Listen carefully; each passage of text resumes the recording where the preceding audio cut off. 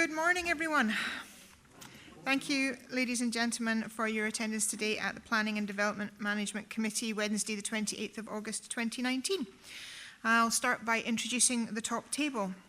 If I could go from the far right, we have Mrs. Bryan, Mr. Scott and Mr. Smith from the Planning and Development team.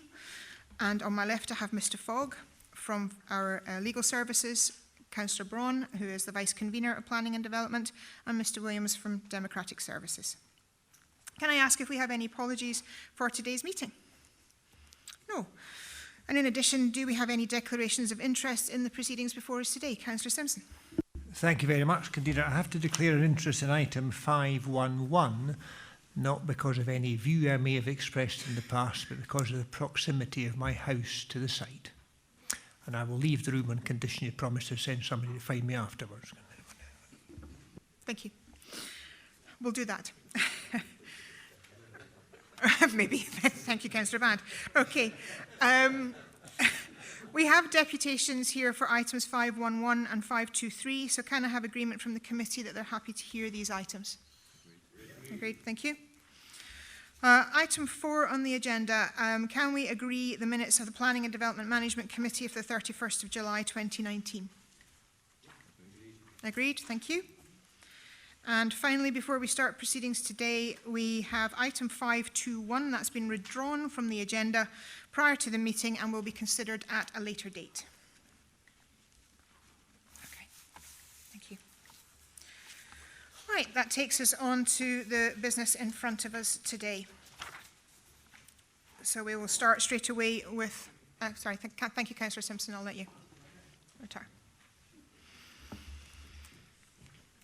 Okay, the major application in front of us is an erection of 42 dwelling houses, landscaping and associated works, approval of matters specified by conditions in 16.2127 of Phase 1A of Scone North in Scone, and I would like to ask Mr. Scott to speak to the report. Thank you very much, Convener. Yes, so they're still in front of you. Members will be familiar with it. The larger of the site, so that's encompassing both the yellow and the red areas, is the area that benefits from planning permission in principle, which was previously granted by this committee.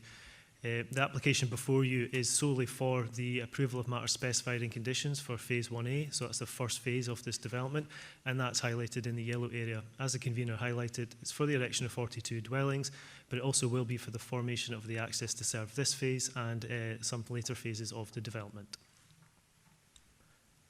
In front of you now is the landscaping plan, but this also shows the general arrangement of the layout and design of the development.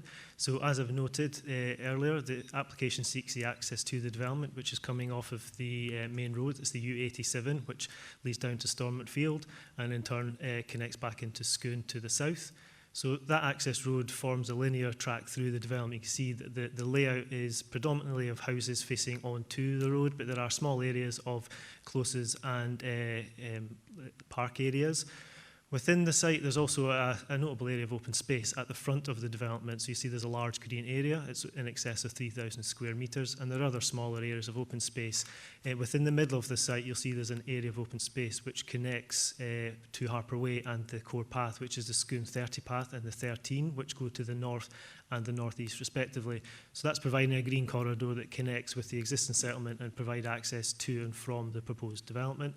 There's a further area in the north east of the site, which you'll see is adjacent to the Suds Basin, which is to serve solely this phase, Phase 1A. The grey area within the site is part of the application site, but as you'll see, there's no formal development being proposed in this area. It's actually a construction compound or areas for storage of materials whilst the development's being undertaken. So essentially, it would be for cut and fill topsoil be located in that area to remove it away from residents and the existing development. And for later phases, you'll see that the red line does extend beyond, but as I've alluded to, this application is solely for the first phase that's in front of you. This still is taken from the access point, so it's taken from just west of Harper Way, looking along the U87.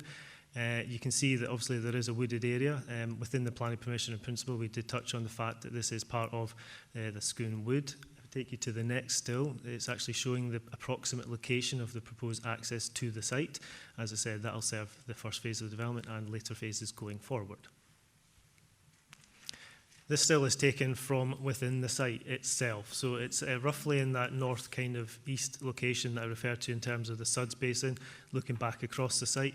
The belt of trees that you see is adjacent to the core path in the foreground, and to the left you'll see there are some existing properties, and those are the properties that exist on Harper Way, which the development will be situated to the north of and back onto. This is taken immediately from as a closer perspective of the earlier. So again, it's just showing the arrangement of the land is generally flat in nature, and there is obviously a relationship with the existing development at Harper Way. This still is taken from the core path, which leads on from Harper Way, and as I alluded to, it's the Scone Core Path 30, which would be a key feature of this development. The path as it goes from this point and through Harper Way would be upgraded as part of this proposal to provide a wider and more formal access, just to ensure and maximise its connections. And that's a theme for the other parts of the development. There are other connections and paths connecting up with Stormontfield Road and later phases of the development. And this is taken from the east end of the site, so almost at the extent of which development would take place in this area. It's the approximate location of the storage materials that I was referring to earlier, but also just gives a general impression as it looks west and north, looks east and northeast for the later phases of development that would come forward for Scone North at a later stage. And this takes us back to the site layout and landscaping plan. Thank you, Mr. Scott. We have, as I said, deputations for this application. So I would like to invite Mr. McKerricker of Scone and District Community Council to come forward. Welcome back, sir. Thank you very much indeed for coming today. As with the usual process, you'll have 5 minutes. You'll be notified when there's a minute left to go, and then we'll open up, if you don't mind, to questions from the committee. Thank you. Just before I commence on an administrative matter, I'd just draw your attention to an error in the page 29 of the report issued by in connection with this meeting. It indicates a dotted line of the Cross Tay Link Road crossing the site and is in fact totally incorrect. Can I just, that has been mentioned, but that is the OS map, so it's an Ordnance Survey map and it's an Ordnance Survey line, and it's not the line of anything to do with the development. That's fine, I just want to clarify that point. Okay, thank you. And as the committee, I'll have that information. Thank you. Thank you. The in-principle application for H29 was granted consent on the basis of 4-phase development, with each phase being approximately 175 houses. The current application is changing the process to be 14 phases of development, with each phase being potentially for less than 50 houses, as is the current application before you. We're concerned that this reclassification would reduce the level of information requiring to be submitted. Once a planning application has been validated, it's open for public comment for a limited period. Any comments made by the public, community councils or any other party can only be based on the information provided by the developer. The in-principle consent contains a number of conditions which require full details in respect of various matters. This application has not provided adequate or sufficient information to allow full and proper comment to be made by any external party in a number of avenues, and should therefore be refused. The proposal is to form a new access road from Stormont Road, which was mentioned in your own presentation. However, dependent on the developer's plans, this could potentially be the sole access for a number of phases. It is extremely concerning that you are recommended to approve this access, which will involve pedestrians, including the elderly, children and disabled, en route from buses, schools, shops, parks, etc., walking along a long stretch of unadopted footpath, and finally amongst the live traffic on Stormont Road, as no footpath access is provided to your new access from the existing bend in Stormont Road. Flooding concerns were noted and included in the LDP with a specific developer requirement for flood risk assessment. Despite objections from ourselves and PKC flood officers when the in-principle application was being considered, the resolution of this requirement in the LDP was not fulfilled, and the matter was in fact deferred and conditioned out. The applicant's current submission has again failed to provide the required flood risk assessment. It's full of generalised statements and has, in our opinion, totally failed to submit sufficient satisfactory information to resolve the earlier concerns. The site substantially uses the Crammock Burn as an outfall, but no information has been provided regarding pond construction, as they are meant to be detention ponds, additional discharges from the barrel drain, additional discharges from general groundwater, and indeed the CTLR are intending to use the same Crammock Burn to discharge part of their drainage from the CTLR plans. The Crammock Burn, it's essential that the Crammock Burn is not overloaded to flood conditions, and this is required to ensure the requirement is complied with to prevent flooding of the site and also prevent flooding in adjacent areas. We note with grave concern that SEPA and PKC flood officers have retracted their objections to this application and have instead once again moved the goalposts by diverting flood matters to subsequent phases. A 42-house development could have been submitted as an FLL application to you. However, before you have an AMM application, which is intended to provide additional material for the whole major application and is not solely for a part, which is less than 6% of the whole development. The submission is, in our opinion, totally inadequate and, despite the report before you, does not comply with the local development plan. As such, the application should be refused until such time as full detailed information is provided. Thank you. Thank you very much indeed for that. Are you happy to accept questions from the committee? Then I open it up to any questions. Do we have any questions? Councillor Wilson, thank you. Thanks, Convener. Good morning. Good morning. The first thing in detail you mentioned, Mr McKerracher, was about the footpath and access. And maybe you just want to say a little bit more about that. In the report, it does acknowledge that there isn't a footpath access at the bellmouth of the road, and I think there's a proposal that the footpath access be diverted via Harper Way. Do you want to comment on that in a bit more detail? Well, in practical terms, I believe that is a suggestion that's been made, but in practical terms, one must consider you're dealing with various people, elderly people, disabled people, children. Now, you encourage the use of the school, you encourage the use of the parks, etc. Children coming from that have got a pavement from the park or from the school right along Stormont Road till it reaches the bend. I think it's number 132. Thereafter, there's a short distance of, I think it's about 60 or 80 metres from that point out to where the current path is shown on your plans is coming out directly to the road. You can see on the plan there, there's a footpath showing it comes out directly leading onto the road, just off the end of these existing houses here. Now, there's nothing to link that across to the existing footpath. And while he's talking about diversion along there, somebody that lives in the end house immediately at the west end of the development has got to come along Stormont Road, go along there, up Harper Way, onto the road, back along and round to there in the eventual terms. Plus the fact, how are they going to access that while it's being constructed? And it's not only this development, don't forget, there are future phases that could well be using this as an access. This is why we were concerned about the reduction of the number of phases. Theoretically, this road, this site below the Cross-Tay Link Road, and the main master plan has got 3 accesses detailed. This one from the Cross-Tay Link Road roundabout, and one from the A94. Now, there's no compulsion anywhere within the documentation that you've issued so far to state when these other accesses must be provided. Previous experience of this developer in Balgarvey, he built nearly 80% of his development before he opened the second access. If he was to do the same again, there could potentially be something like 400 houses discharging down through this access. So that's why it's not just phase 1, in my opinion, it's the entire master plan that needs to be considered as an AMM. Okay, thanks for that. Can you tell the committee anything about the status of Harper Way and the pavements there and the pavement on Stormont Road? Is that privately owned, or is it maintained by the local authority? The Stormont Road is as a publicly maintained footpath along as far as number 96, I think it is, at the end of what was originally Stevens houses, before you reach the army houses, for want of a better term. From then on, right round that development has not been adopted as a footpath. So that's, you've got that length, an adopted footpath. You then have Harper Way, which is a private road, which is unadopted. I don't know the relationship from Harper Way onto the actual site, who owns that short piece of footpath there. Do these paths that are not in the local authority responsibility, are they given winter maintenance? Pass. I don't know. Okay. Can I go on, convener, just ask a question Absolutely. about flooding? Yeah, Thank you. I'm happy for the two questions to go through.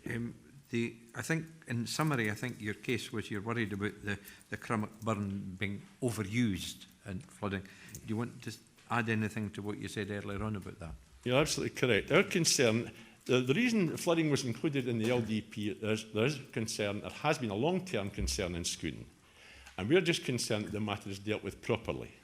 The Crummock burn can deal with this site, can deal with the Cross-Tay Link Road, can deal with all these additional flows I mentioned. However, they have to be taken into account at this stage. You can't wait until you've built half the development and then suddenly say, oh, we better have an extra pond or an extra... the maximum outflow from that site onto the Crummock burn is predetermined. The only way you can control that is to limit the amount that flows in from various sources. Now, they've already got, I think it's from memory, the master plan's got 8 suds ponds or something like that. So there's 8 sources of water there. There's a source of water from the Cross-Tay Link Road suds pond. There's a source of water from groundwater which has never been investigated and should have been by this stage. And there's also water that can come from the barrel drain diversion, not entirely the barrel drain. Part of the barrel drain was to be diverted, and that was in the outline planning consent that was granted. Now, all these sources can be controlled, can be designed, and this is what we would like to see before it goes any further, the whole site designed. And that would then work out how many suds ponds were required for all these sources and what area of sud ponds is required, because obviously the area is dependent on the amount of outflow from the pond. If that was done, that would then comply with the other part of the LDP, which says the suds ponds number could restrict the developable area. And I think that's why it has been avoided to date, because it will affect the developable area once the suds ponds are all designed. Thank you. Can I ask the committee, do we have any further questions? No, thank you very much indeed. The committee seems to be happy and no questions. Thank you very much indeed. Okay. We also have Mr. Stephen available here for any questions from the committee. Do we have any questions that we would like to ask Mr. Stevens? No, we seem to be... Councillor Wilson, do you have a question, sir? Yes, I have a couple, yes. Okay. Would you like to come? Thank you, Mr. Stephen, for coming forward. Councillor Wilson, please ask your question. Good morning. Morning. Just to follow on from the representation we've had from the Community Council and the issue of footpath access, do you want to comment on that in any way? Yes, happy to do so. The proposed solution, which has been agreed with the Planning Department, and there's drawings been submitted to the Planning Department and agreed with the Roads Department in advance. So the proposals are acceptable to them, and that links the development via the lane that runs north from Highfield Way. Here, that lane there up into the development. That's a 2.5 metre path that's owned by the landowner that we have the contract with, so we can deliver that, and it links on to the existing footpath on Harper Way. Okay, and that's the solution is to divert foot traffic into Harper Way then, and then on the pavement at Stormont Road? Yes. The link is already there. The core path runs through Harper Way at the moment. All we're doing is formalising it by surfacing the path and making it wider. Okay, understand that. And secondly, on the flooding issue that was referred to, particularly the issue of the overloading of the burn. Yeah, well, I think the important point that Mr McKerker made was it was his opinion. The professionals' opinions from your own flooding team and SEPA have looked at this in great detail, I can assure you, because we've spent a lot of time looking at this. And they are completely satisfied with what we're proposing. So there is no issue at all in the manner that Donald McKerker is suggesting. And I'd like to also just clear up one point he made, which is factually incorrect. He referred to a Bulgarvi development, and the fact we built 80% of the development before we put the link road through. That consent for the houses were 250 houses off a cul-de-sac. The only reason there was a secondary link was we purchased a site adjacent to it at a later date, and we chose to put a link road through. So to suggest that we had done something underhand or incorrect is false, completely false. Okay, thank you for your response to that. Could I ask just one more question, convener, please? The road that is constructed into the site will obviously lead to other phases. Yes. Can you give the committee any indication at this stage how many of the phases might be accessed of this road? given that the road will loop through the entire development, all the phases will be accessed off that side, but they'll also access off the other side and to the north as well. Where the actual boundary goes between that being a cul-de-sac and being a loop will be determined by further TAs, as is stated in the outline planning consent. Okay, so potentially, choose my word carefully, there could be up to 700 houses accessed from this road if somebody so chose. No, I think it's highly unlikely that... Correct me then. Okay. The way the conditions are worded, we have to satisfy your road transportation team that that road infrastructure at that point can accommodate the traffic flow from the development. Where the uncertainty arises is when will that link through to the CTLR in comparison to the number of houses we built at that time. So it's actually impossible to answer the question at this stage, but suffice to say there's conditions on the outline planning consent that would preclude us overloading that road, because that's still within your gift to stop us doing that. But would it be fair to say that a substantial number of the early phases of the development, as they come on, will use this access? Yes, yeah, but only up to the point where the transportation team are satisfied it's not overloading that road. But the road will be continuous through eventually? Through onto the CTLR and the Cooper Angus Road. Okay, thank you. Thanks, Convener. Thank you. Councillor Barnacle. Morning, Mr. Steve. Morning. The Community Council suggested that the phasing has changed, if I pick them up right, and it's gone to a longer phasing period and increased number of phases. That presumably will result in a longer period of construction. Do you have a time scale? The number of the word phase is misleading in a sense. Yeah. On the indicative master plan that was approved previously at the outline stage, there were 4 broad areas identified as phases. What we have done here is, in order to expedite matters and get on site as soon as we can, we've submitted an application for 42 units, up to the point where the SUDS breaks the drainage. So there's a reason for it being that size. The number of phases, as you describe them, will not influence the rate of build. What will influence the rate of build is the rate that we can sell them at. So whether it's 400 phases or 1 phase, the rate of construction will be the same. There will be no break between phase 1A and 1B. Hopefully it will continue straight through. That's fine, thanks. Councillor Gray. Thank you. Tell me, the grey area on the east there is a site compound, I gather? Yes. And tell me what portion of the overall development will this compound anticipate to serve? That portion that you see there, because phase 1B, which is immediately to the east of that site, is on the land currently occupied by that, or to be occupied by the compound. So to construct phase 1B, we need to move the compound further east. So we can't actually construct 1B or start the construction of that with that compound in place, because it's sitting on the location where the houses will be in phase 1B. Okay, thank you. Again, committee, do we have any further questions for Mr. Steve? No, sir, thank you very much indeed for your time this morning. Thank you. Thank you. Okay, that now brings us on to questions to officers. Do we have any questions for the officers? Councillor Drysdale. Thank you, Convener. Yeah, my question relates to infrastructure. Obviously, there's within Perth Kinross there has been a considerable disquiet around provision of medical facilities in other areas, medical centre.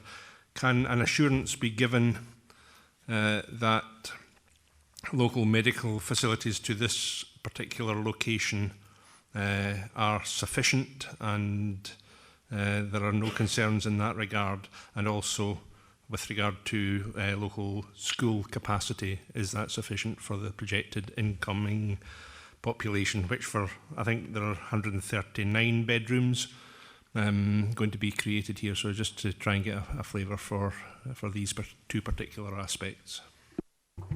Thank you, Councillor Drysdale. Yes, at the planning permission and principal stage, I believe we touched on the medical capacity in terms of NHS Tayside being a partner in terms of the consultation for the allocation of the site. We haven't had any objection to that wider site, and planning permission principle has been granted. Whilst we've not had any specific comment from any medical practice for this proposal, we have previously discussed the capacity being available within the school medical practice, and I believe there are a number of other medical practices which serve the catchment area, I think from recollection 6. So there is a choice of where residents can register themselves for a GP, and in the absence of any comment or objection from NHS Tayside or any medical practices, we're satisfied that's been resolved. In terms of education provision, there is sufficient capacity at the moment for the Robert Douglas Memorial to serve the first phase of development. Notwithstanding that, we obviously do recognise moving forward up to 700 dwellings would likely change the characteristics of the demand, and within the wider site there's a Section 75 illegal planning obligation which secures provision and delivery of a site for the construction of a primary school should that be required. So if at any given point, we'll continue to monitor that on an assessment basis for the capacity of the primary schools, and the option of constructing that school may very well be triggered, but it isn't necessary for this first phase of development. Thank you for that reply, and I appreciate that, or I understand that NHS Tayside cannot be compelled to respond to consultation. I get that, but I find it completely unacceptable that they have not responded. I would like to just echo my sentiments to that, Councillor Drysdale. It is very frustrating for the Planning Department and for myself as convener to the amount of times that there has not even a response, not even an acknowledgement that they have been requested for information. So it is disappointing that NHS Tayside don't take the relevant opportunity when it is given with the process that we have. So your points are noted. Thank you. Any further questions to officers? Councillor Anderson, do you have a question? Just on that matter, because the influx of could be up to 3,000 patients has only happened in the last few days, perhaps NHS wouldn't have time to comment on that because this all happened within a week, whereas these papers all been prepared prior to that, which gives me great concerns. I'm sorry, I'm not quite following your question. There's been an additional, in at least 6 practices in Perth, up to 3,000 patients being dispersed to these practices only in the last few days. Yes. I think NHS, I'm not trying to by any means defend Tayside Health Board, but perhaps it would be good to find out what their current comments would be on that. Yes, I'm following you now. I was looking at this from specifically this application, but I'm assuming you're talking about the current issue that's happening in your own ward and beyond. So, no, I understand that. It's getting the NHS Tayside to respond. Mr. Scott. Yeah, so in terms of the bridge development practice or the dispersion, I think, bearing in mind we are considering the 42 dwellings, the number of people would be fairly insignificant in that context of the overall 3,000 of any additional capacity. But certainly going forward for future phases, consulting NHS to see if the circumstances have changed and how does that affect it. Absolutely, we can do that. Thank you for that reassurance. Thank you. Councillor Drysdale. Convener, just from a point of order, I wonder if on this issue, which is very important to the people of Perth and Kinross, I wonder if I can ask you on behalf of the committee to write to NHS Tayside to request them formally to respond to any, especially any major residential applications going forward as a courtesy to the planning process. I would be happy to do so, and I will notify the committee when I have, but I will do so. Yes. Do we have any further questions to officers? Councillor Waters. Thank you, convener. Two elements to do with the phasing of the development as a whole. This first 1A, we see that there's no affordable housing element as part of that phasing. But the requirement for that, just confirmation from you that the requirement for that will be carried forward to the future phases where the affordable housing will be developed. And also, at what phases is the affordable element due to come in. And related to that as well was just the tree planting as well. We know there's quite a lot of tree planting going to be lost, trees that are going to be lost in the area, but we're due as part of the development. There's 1.5 hectares going to be planted. At what phases will the applicant be planting these trees?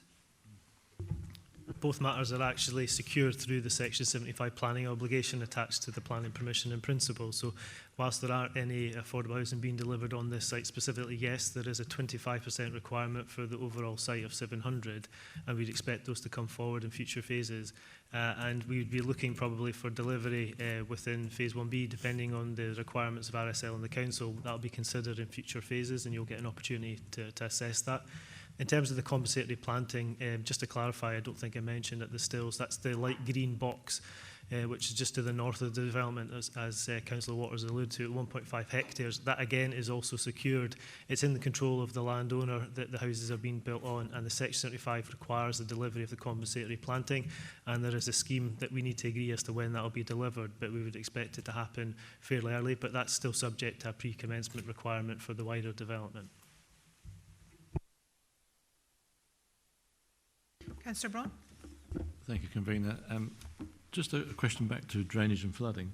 It was an issue Mr. McKerrick had brought up, and it's a common theme through all of the online objections that I see. Are we satisfied that we have the full details that we need, and we're happy with those to proceed?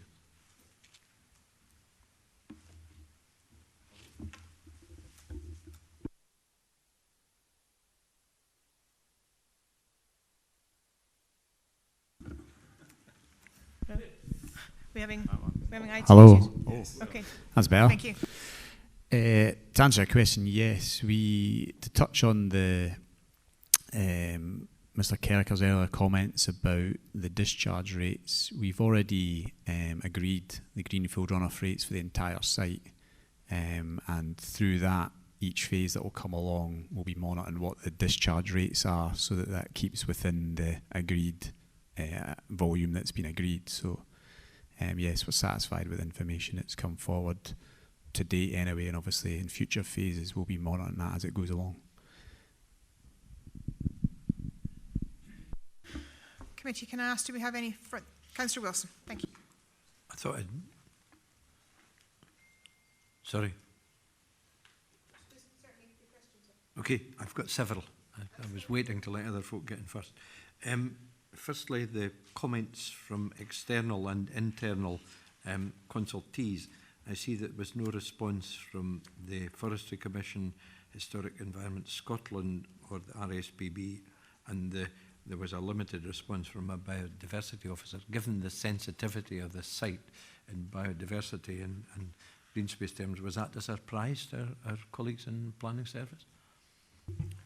We did receive consultation response from our biodiversity team, and we've touched on probably the key matters there. Because they're integral within our team, some of the comments are essentially part of the assessment as the planning authority as a whole within the report. So biodiversity has been considered. So in respect to that, the compensatory planting, for instance, that connects two woodland areas that are currently disconnected. That's obviously a good thing from biodiversity. The additional planting above and beyond the trees that are being removed, whilst we didn't get a response from Forestry Commission Scotland, that obviously meets with their national strategy for greening and reforestation. So we're not concerned because of the lack of comment or the detailed comment. Certainly a lot of comment has come forward in terms of biodiversity and enhancing species, providing hedgerows and certain stuff within the site, boxes and swift bricks, etc. So we have had comments, and perhaps that's just not a reflection of the entirety of it. Thanks, Convener. I'm particularly surprised about Historic Environment Scotland, who are not prone to being silent on commenting when we ask for it. However, I'll move on. On page, and I'm sorry, I should have maybe asked Mr. Stephen this, but on page 15, para 70, this is about the overall distances from Harper Way and providing a sufficient buffer space. The applicant has additionally proposed to provide the option for several properties in Harper Way to have optional garden. What does that mean?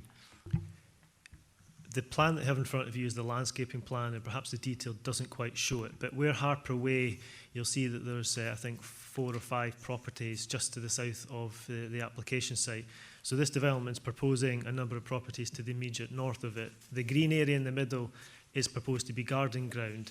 The distances between the properties is 18 metres, but recognising the fact that the distance from the properties at Harper Way, they only have some 4 to 5 metres between their rear elevation and their boundary. So there is actually an orange line, which I say is not entirely visible on that plan, which shows there is an option available to those residents in Harper Way with a more constrained rear curtilage to provide them with an additional garden area which would be of a depth of 5 to 6 metres. So it increases their amenity and therefore it gives them the availability. But notwithstanding that, the window-to-window distances are still acceptable should they not take that option up, but it is available for those residents. Thank you. I'm on to page 16 now, Convener, in para 74, and this is about traffic. I'm not going to challenge the numbers of traffic movements there, but I think my question is, that if in these X number of phases, are we going to get a similar type of response from roads and transport to each chunk, if you like, within the phase? And at what point do we decide that there's enough traffic coming out of this road and on the roads that are immediately surrounding it? I just feel this is a kind of incremental creep process. No, there will be an accumulative effect, but I think if Mr. Salmon, if you could answer that question, please. Good morning, committee. The short answer is no. This is in line with the in principle that was given in 2016 for 100 units prior to Crosstail Link Road. At that time, an assessment was carried out on 100 units and found to be acceptable off this access.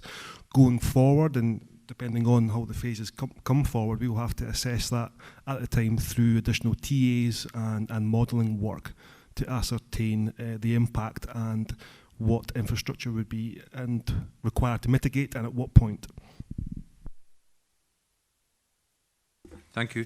I want to move on now to the drainage and flooding issue, because we've already had a response on that. But given the history of drainage in Scone, it seems a bit that we're saying, well, we'll leave this to future phases and we'll look at this again. So could we just prod a wee bit deeper in the response to the flooding concerns expressed by the Community Council and others within the submissions? In the first instance, I'll take that question, Councillor, and I'll use my flooding colleague as well if necessary. So the matter specified in condition application that we have, full details are provided for the entirety of this phase, and that's on the basis that we can assess this planning application. And as confirmed by my flooding colleagues, both flooding and SEPA are content with all aspects of flooding and drainage for the proposal. As part of the planning permission and principal conditions, there is a conditional requirement that is required for scoping of the framework for drainage for the wider site, just to make sure going forward that is tallying up with the assessments we got at the planning permission and principal stage. So we're already looking ahead to know that there is obviously further development coming forward and drainage requirements required. That detail will be looked at any subsequent phases of development, and again there's a check-in and calibration process to make sure it totals with things like the greenfield runoff rates that we've already agreed, and making sure the provision on the site is adequate. So it isn't a case that it's being deferred, it's being considered in full for each and every phase of development, of this being the first. Thank you. You'll be pleased to know I've only 2 more points. The next one's about pedestrian access, and Mr. Stephen kindly explained what the access would be, but that's onto Harper Way, which is, as we've heard, is a private road with private pavement, and Stormont Road. These are not maintained by the local authority in terms of winter maintenance. Are we happy that we're to divert pedestrians to pathways that may not be treated at all in terms of winter maintenance? Yes, and just to clarify, Stormont Road, the footway there is private but publicly maintained. My understanding at the moment is they are not gritted. Road safety have been consulted on that. There is a responsibility for the owners of the private footway and private roads to ensure that they are safe to the public. There is a public right of way asserted with that. It is something that PKC could look to offer additional assistance in regarding provision of grit bins, etc., or potentially, as part of a wider review, look to offer gritting services. But at this time, they are not in place. Thank you. And finally, Convener, I'm on page 21 and proposed condition 4. I'm in line 1, 2, 3, 4, 5, where it says, in accordance with approved phasing delivery plan prior to the completion and occupation of plot 42 and thereafter maintained. I wonder if Mr Scott would be prepared to add to that, therefore maintained to the satisfaction of the planning authority. I wouldn't have any concern with that. Yeah, Convener, could I just raise an issue in principle about that? I often raise these points, and I wonder if the planning service could actually add them in themselves rather than have Mr Grumpy sitting here suggesting it. Thank you. Thank you. Duly noted. Thank you very much. Councillor Coates, I appreciate your waiting there. Your question. I've nearly lost the will to live, Convener. It's just a simple thing about the proposed school in the area. Has a site been identified for the proposed school? And I would think, obviously, and I hope it's obviously, that there will be safe access on foot from the whole development. Mr Scott. Just touching from the earlier point, the section 75 does actually specifically identify the primary school land. So the area of land is actually secured in terms of its extent. Within the updated phasing plan and indeed the master plan that we have for the planning permission principle in this first phase, it's actually indicated there that the primary school land area, just under 2 hectares, is there and is available.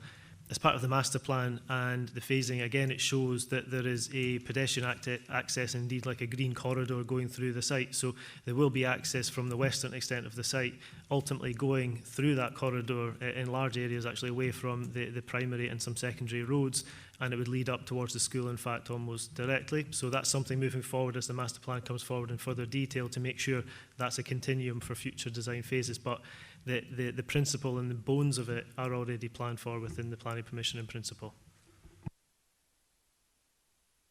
So, Councillor Anderson. Thank you. I'm glad of that sort of interlude so as I could go through and check that I haven't missed something. But I'm noticing on page 10, 33, Perth Airport. They set out concerns identifying the development made directly in the flight path of Scoon Aerodrome, Perth Airport, and their consideration should be given to emergency landing. There doesn't seem to be any sign of that being looked into or addressed. Is this because the Civil Aviation Authority didn't respond? Scoon Airport is a very important enterprise for the Perth area. Could I get some comfort that this has been looked into and addressed? Yes, at the planning permission and principle stage, we did get consultation responses from the Civil Aviation Authority and the operators of Perth Airport. No objections to the principle of development were raised at that point, and if there were requirements for specific provision on this site to facilitate for emergency landing, it would have been appropriate to highlight at that stage. So the comments coming at this stage, it's not something we can place the direct requirement on the developer to provide for, and it's not something we can address certainly through this individual application. Whether other phases have ability to do that, time will tell, but it's not something we consider as necessarily appropriate for this phase of development. Okay. Thank you, Committee. Councillor Barnacle. Thanks, Convener. Just picking up on Councillor Waters' earlier question about the affordable housing element, which is not part of this phase. I am actually concerned that we make sure that the correct percentage of affordable housing is delivered in the overall master plan. I also like a mix of housing. I don't particularly prefer to see all the affordable housing in one particular part of a development. I think it's much better if it's split up. So can you give me a guarantee that as these phasings come forward, you will insist on the appropriate level of affordable housing provision? Yeah, we are bound by the planning permission principle in section 75, 25% has to be delivered. So notionally, if you, the 10 that would have otherwise been delivered here has to be delivered elsewhere. And the delivery of that, we will engage with the developer about the appropriateness of where it should be located, mixed tenures, etc. So that will certainly be picked up through pre-application discussions and in future phases for the development. And we'll, obviously, the developer is required to deliver 25%, and it's about how we do that, so we can pick that up in later phases. But we note your point on that. Again, committee, do we have any final or last questions for officers? No, thank you very much indeed. I think that's, we've had a lot of debate on this, so I'm going to move forward to ask for a motion. Do we have a motion? Councillor Wilson. Thanks, Convener. Yes, it's been interesting and useful that we had the Community Council and the applicant in for questions. My motion, Convener, is we defer this application for the following reasons. For a site visit, for a response from Tayside Health Board in relation to their current situation that's been referred to by colleagues on my left, quite correctly so, for clarification of the issue of about pedestrian access and safety. I'll stop there because Mr. Fogg will be writing this down. For flood risk,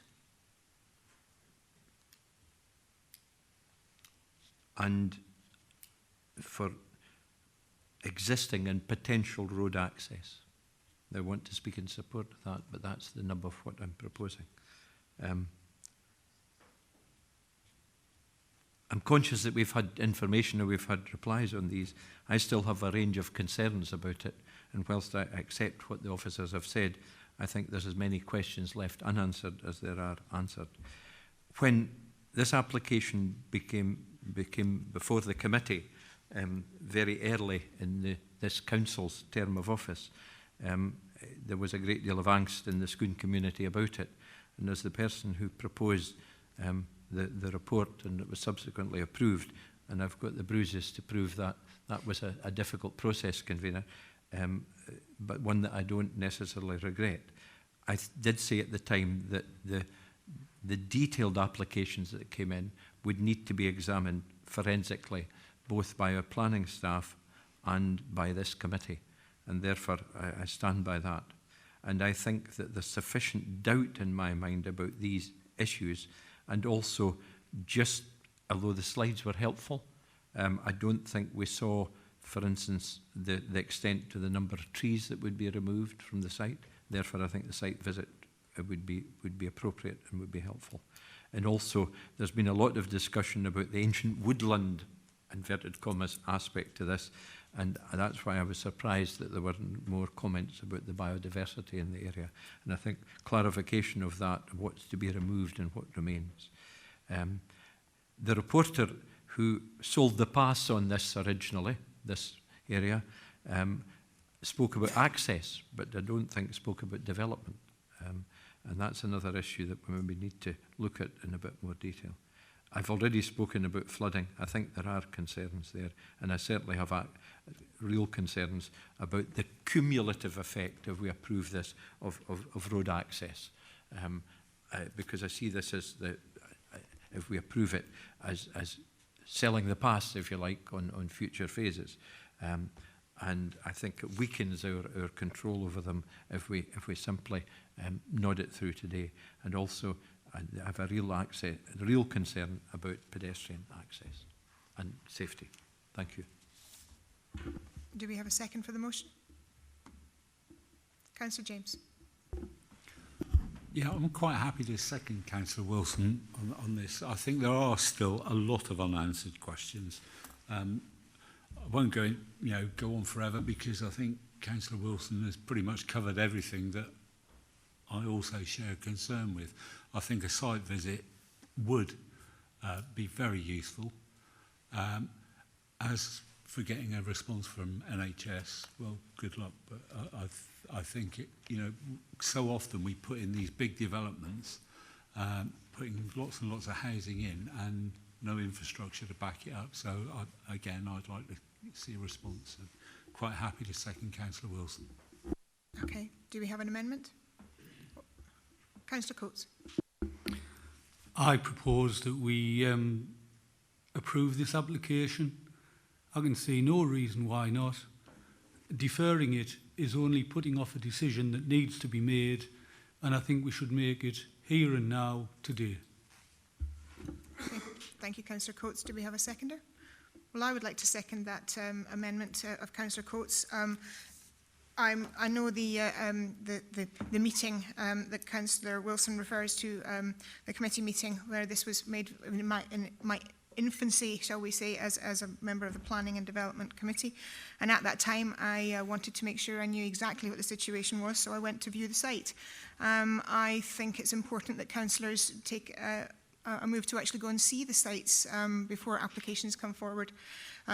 So I'm well aware of the site and the access of it, and I was assuming that councillors will have done a similar thing.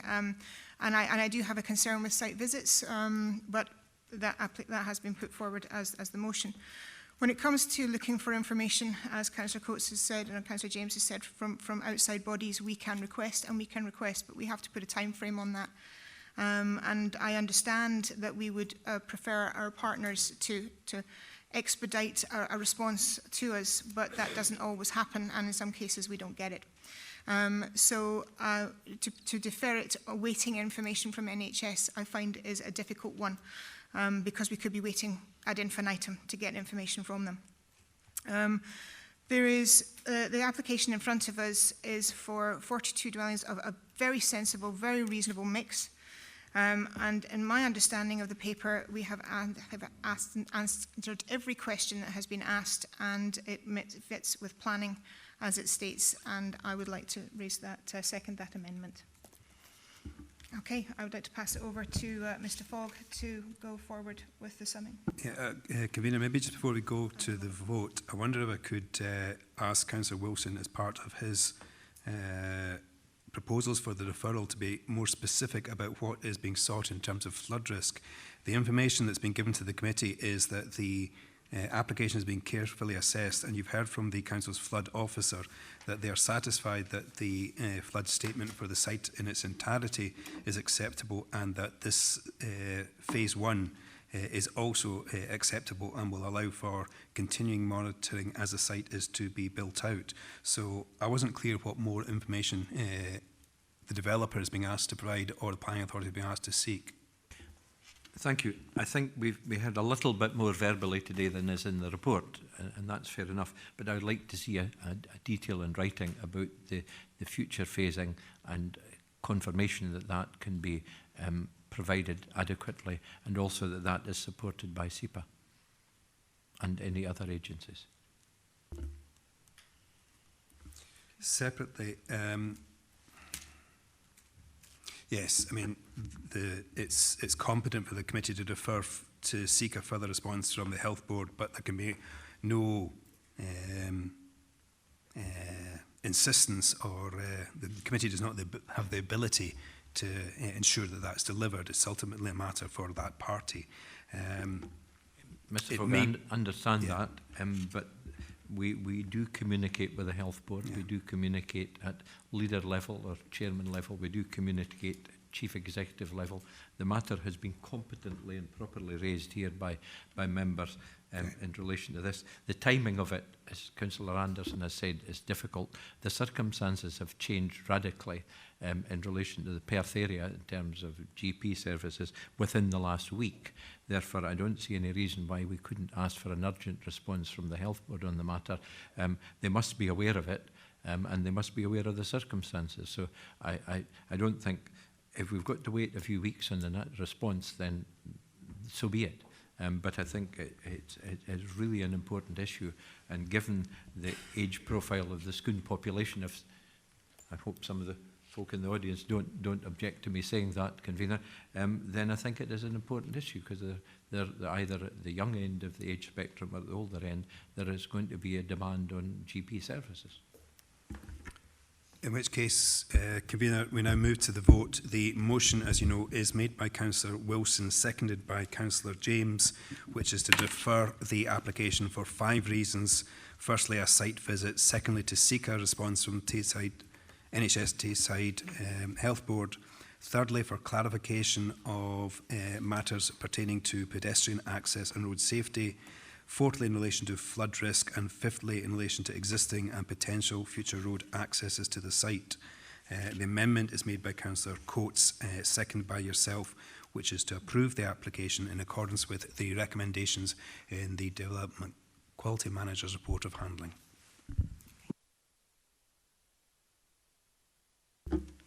Good morning, members. We'll now, in accordance with standing orders, move to a roll call vote. When I read out your name, you can let me know whether you'll be voting for the motion as proposed by Councillor Wilson and seconded by Councillor James, or the amendment as proposed by Councillor Coates and seconded by Councillor McCall. Councillor Anderson. Motion. Councillor Band. Amendment. Councillor Barnacle. Motion. Councillor Braun. Amendment. Councillor Coates. Amendment. Councillor Drysdale. Motion. Councillor Gray. Amendment. Councillor James. Motion. Councillor Jarvis. Motion. Councillor McCall. Amendment. Councillor Waters. And Councillor Wilson. Motion.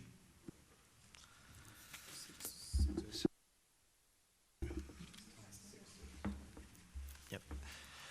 So that was 6 votes in favour of the motion and also 6 in favour of the amendment. So again, in accordance with standing orders, the convener will have a casting vote. I will be voting for the amendment and the application is approved.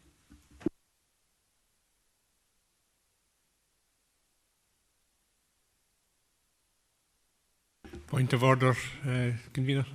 Certainly, Councillor Drysdale. Just in relation to this matter and just to place further emphasis on this, the reason, the main reason we got to this position with this application, in my opinion anyway, was in relation to NHS Tayside. Their lack of response jeopardises the integrity of the planning process, and it is imperative that they get their act together and respond to future planning applications. Councillor Drysdale, I cannot agree more. It is very frustrating, as I've already stated, for the planning department to do the job that they are requested to do when they get zero response back from partners and outside bodies. In your position on the IJB, I was wondering if maybe you could also talk to the NHS Tayside in that level and see if you could apply some pressure there too. And I will certainly do as requested and write to them in the strongest of terms to ask if there can be some response back from the information that they require for these applications. Happy to do that in the event that we eventually have another meeting of the IJB. Thanks.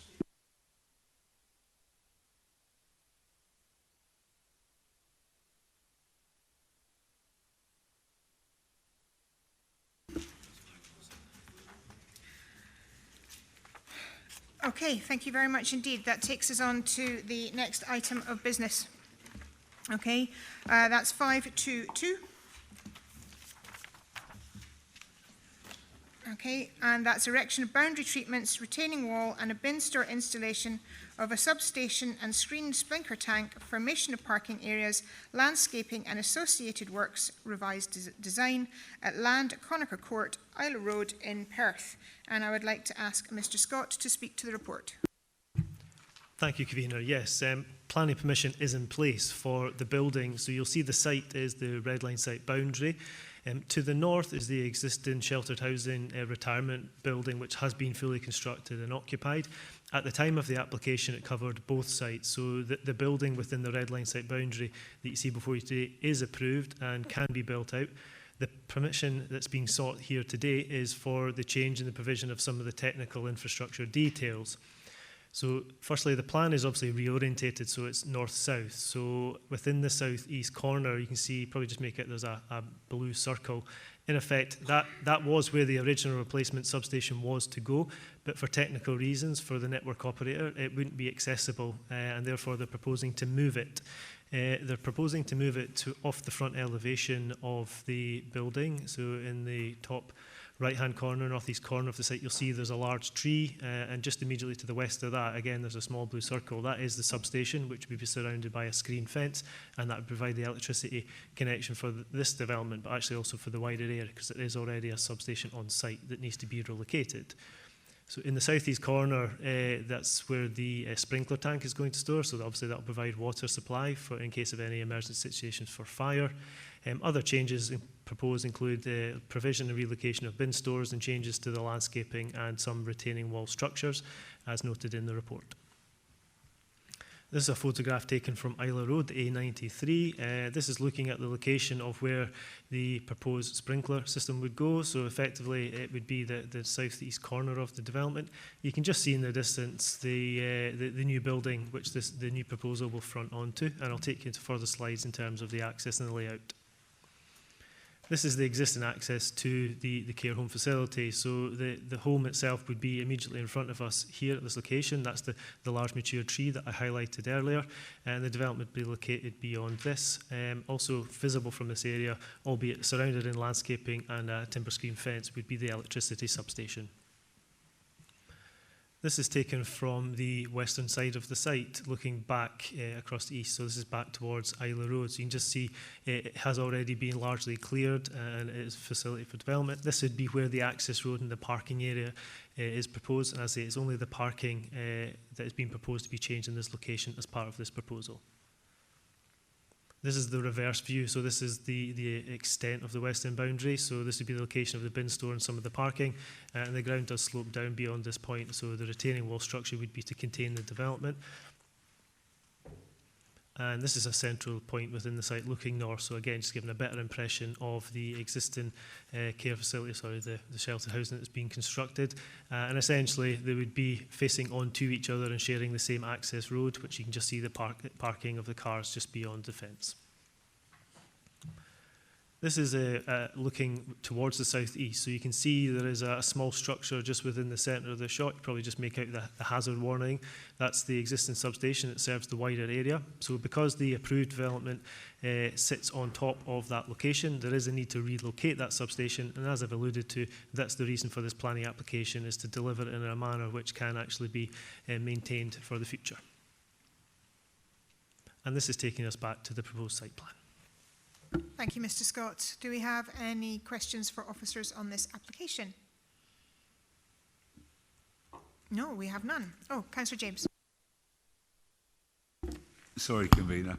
Just for clarification, looking at the diagram there, the bottom part of the diagram, am I right in thinking the substation currently is in the bottom right-hand corner and it's moving to the top of that site?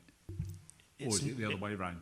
It's not. The original proposal proposed to put the substation in the bottom right-hand corner, but right, the substation as it exists, you can probably see there's like where the building's southern elevation, there's like a patio and garden area. It's roughly in that location, so it's being built on, so that's why it needs to move, and it's moving to the north elevation of the property. Yeah, okay, thanks. Councillor Drysdale.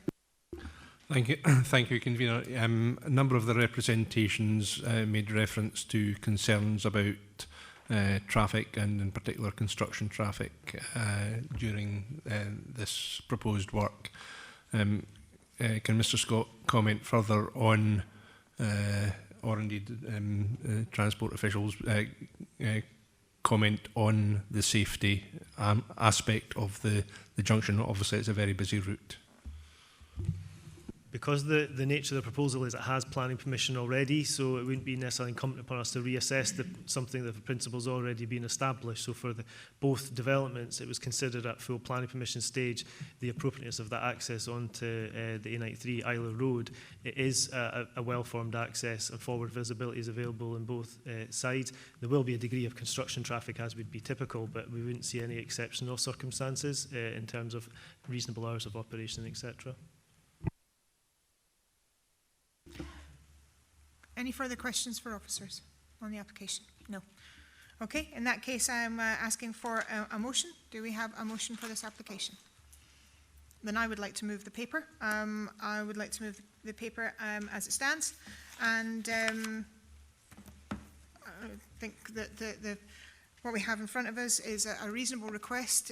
The station cannot be serviced properly in the position that it was going to be in, and as such has to be moved. Do I have a seconder? Councillor James. Yeah, quite happy to second this one, convener. Again, I know concerns are for traffic and construction traffic in particular, but for any development you're going to get some, so I think it's going to be short-lived. Do we have an amendment? No, then the application is approved. Thank you.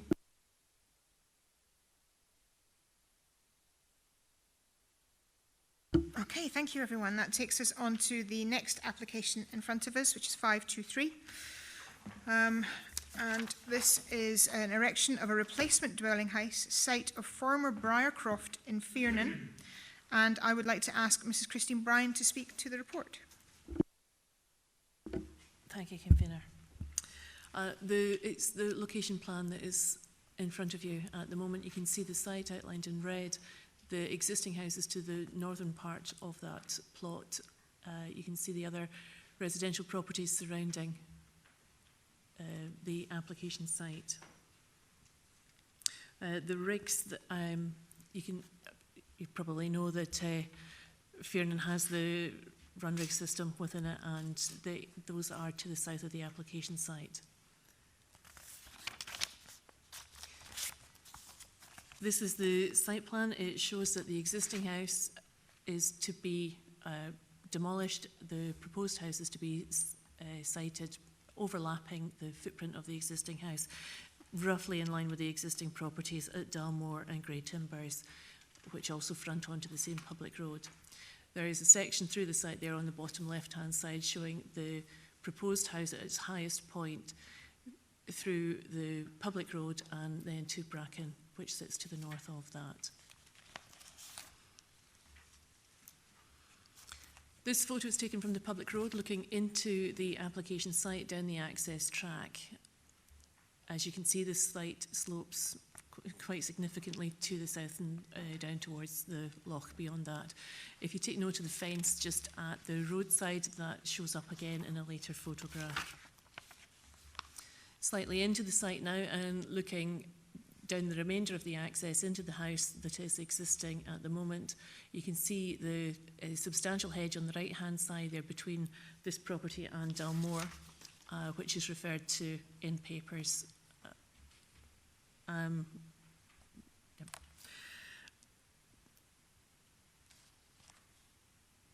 The next photo is taken from the same site, but looking further to the left. You can see, obviously, the existing house at the moment, and then to the left of the photo, you can see the fence that we talked about previously. That's up at the roadside level, so you get some idea as to the slope of the site at that upper part. Just in the middle of that shot, very faint, you might be able to pick out the vertical cream-coloured chimney stack of the adjoining property, Grey Timbers.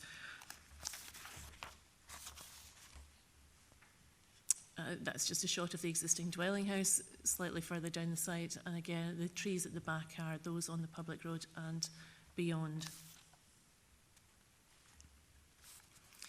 We're now standing on the boundary between Dalmore on the left and Briarcroft on the right hand side, looking at that boundary planting between and the substantial nature of that.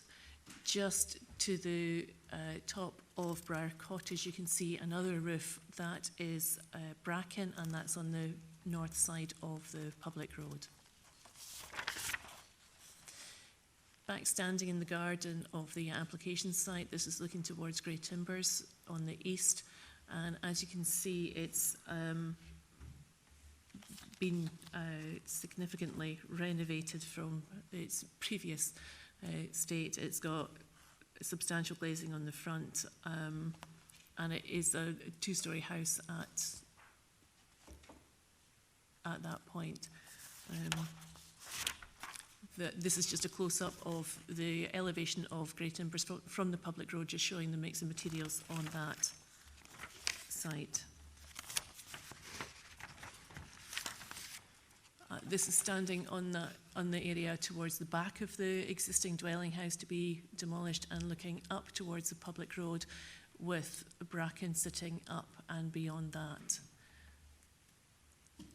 And this is standing just in front of that bay window of bracken, looking down across their own gardens, across the roof of the existing dwelling house. And again, you can see that substantial, almost 3 metre high hedge on the right-hand side of the boundary between the application site and bracken, and then obviously the views to the loch beyond that. And we'll just leave you with the site plan again. So the application is for the replacement of a dwelling house within the settlement. Thank you very much indeed. We have agreed to listen to some deputations on this particular application. First of all, we have Miss Dolan Bentley of Glenlyon and Lochtay Community Council. Would you like to come forward? Thank you very much indeed for your attendance today. We normally give 5 minutes and you'll be notified when there's a minute left to go. I understand that there might be a little bit of time frame. I'm happy to do that. But if you could come forward, you'll be notified when there's a minute, and then we'll see how the process goes. Okay. Thank you very much indeed.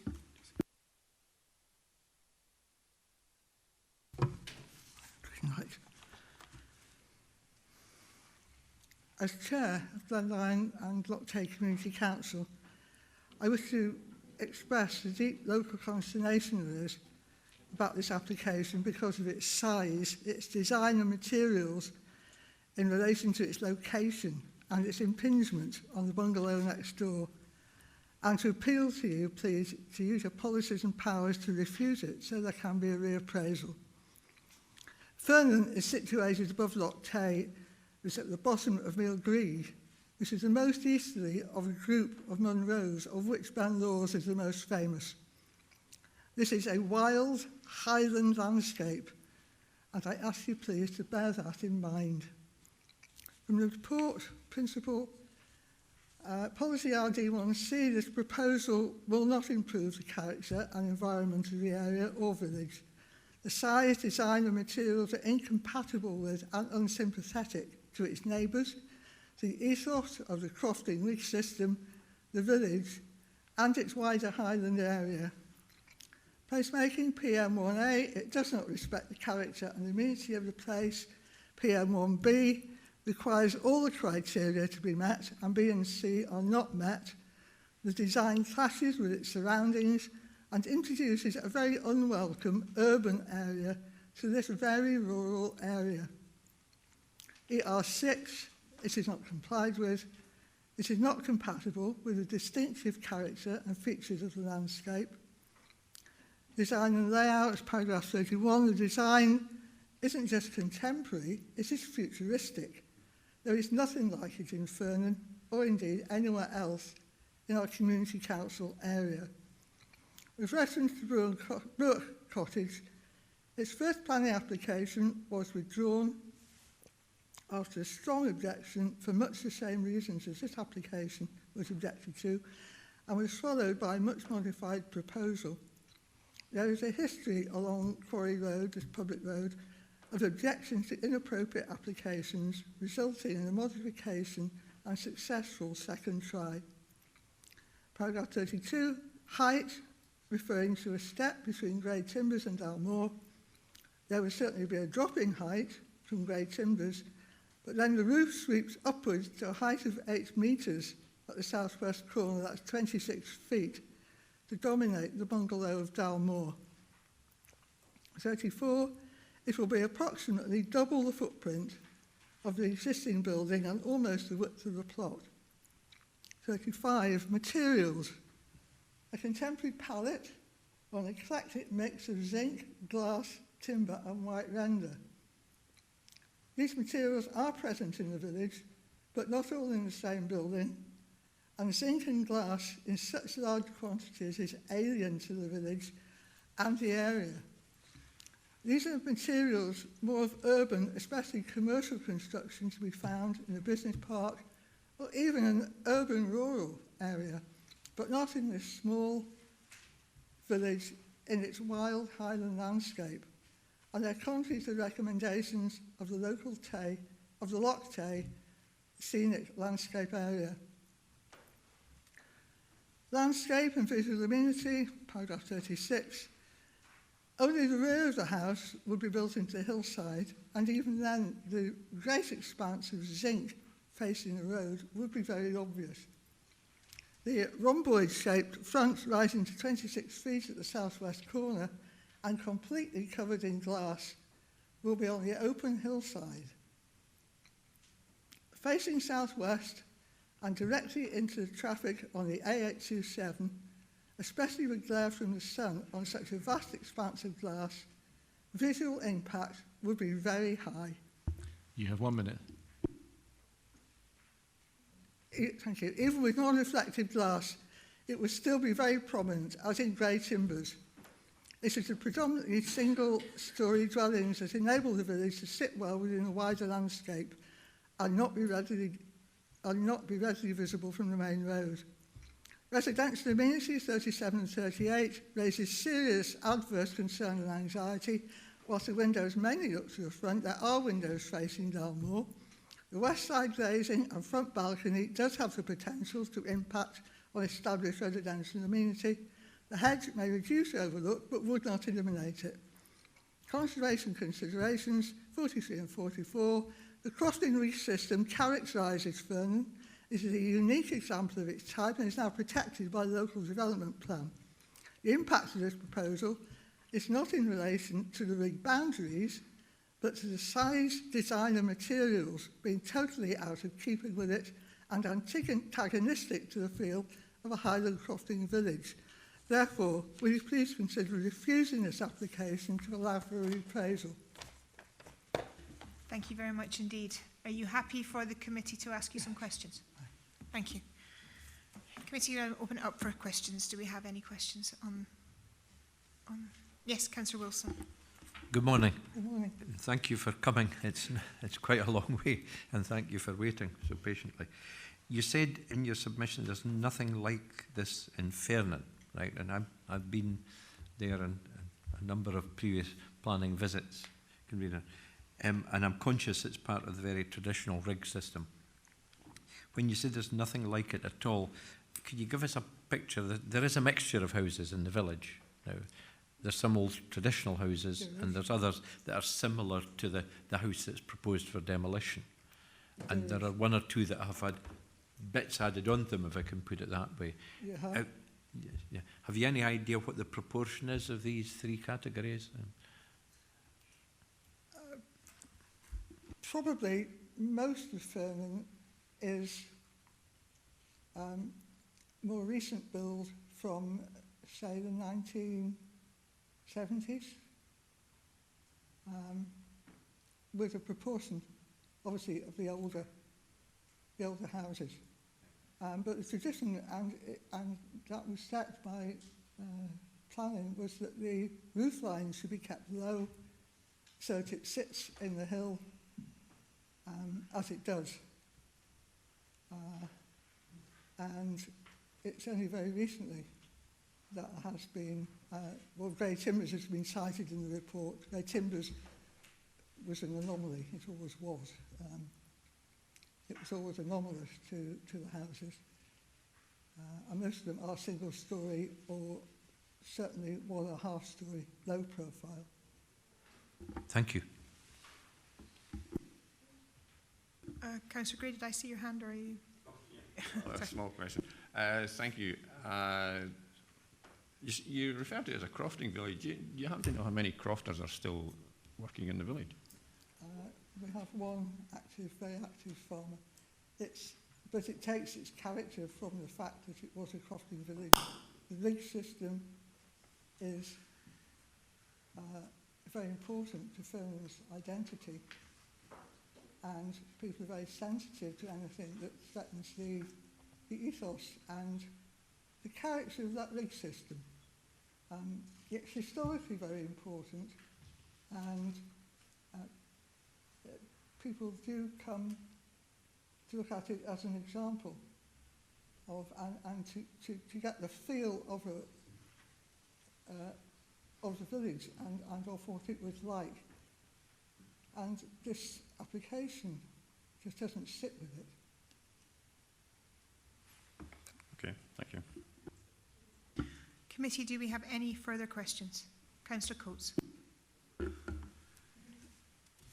Bearing in mind that we're now in 2019 and crofting has virtually disappeared in the area, why do you feel that this house in particular shouldn't be allowed when it's only all it's doing is replacing an existing dwelling?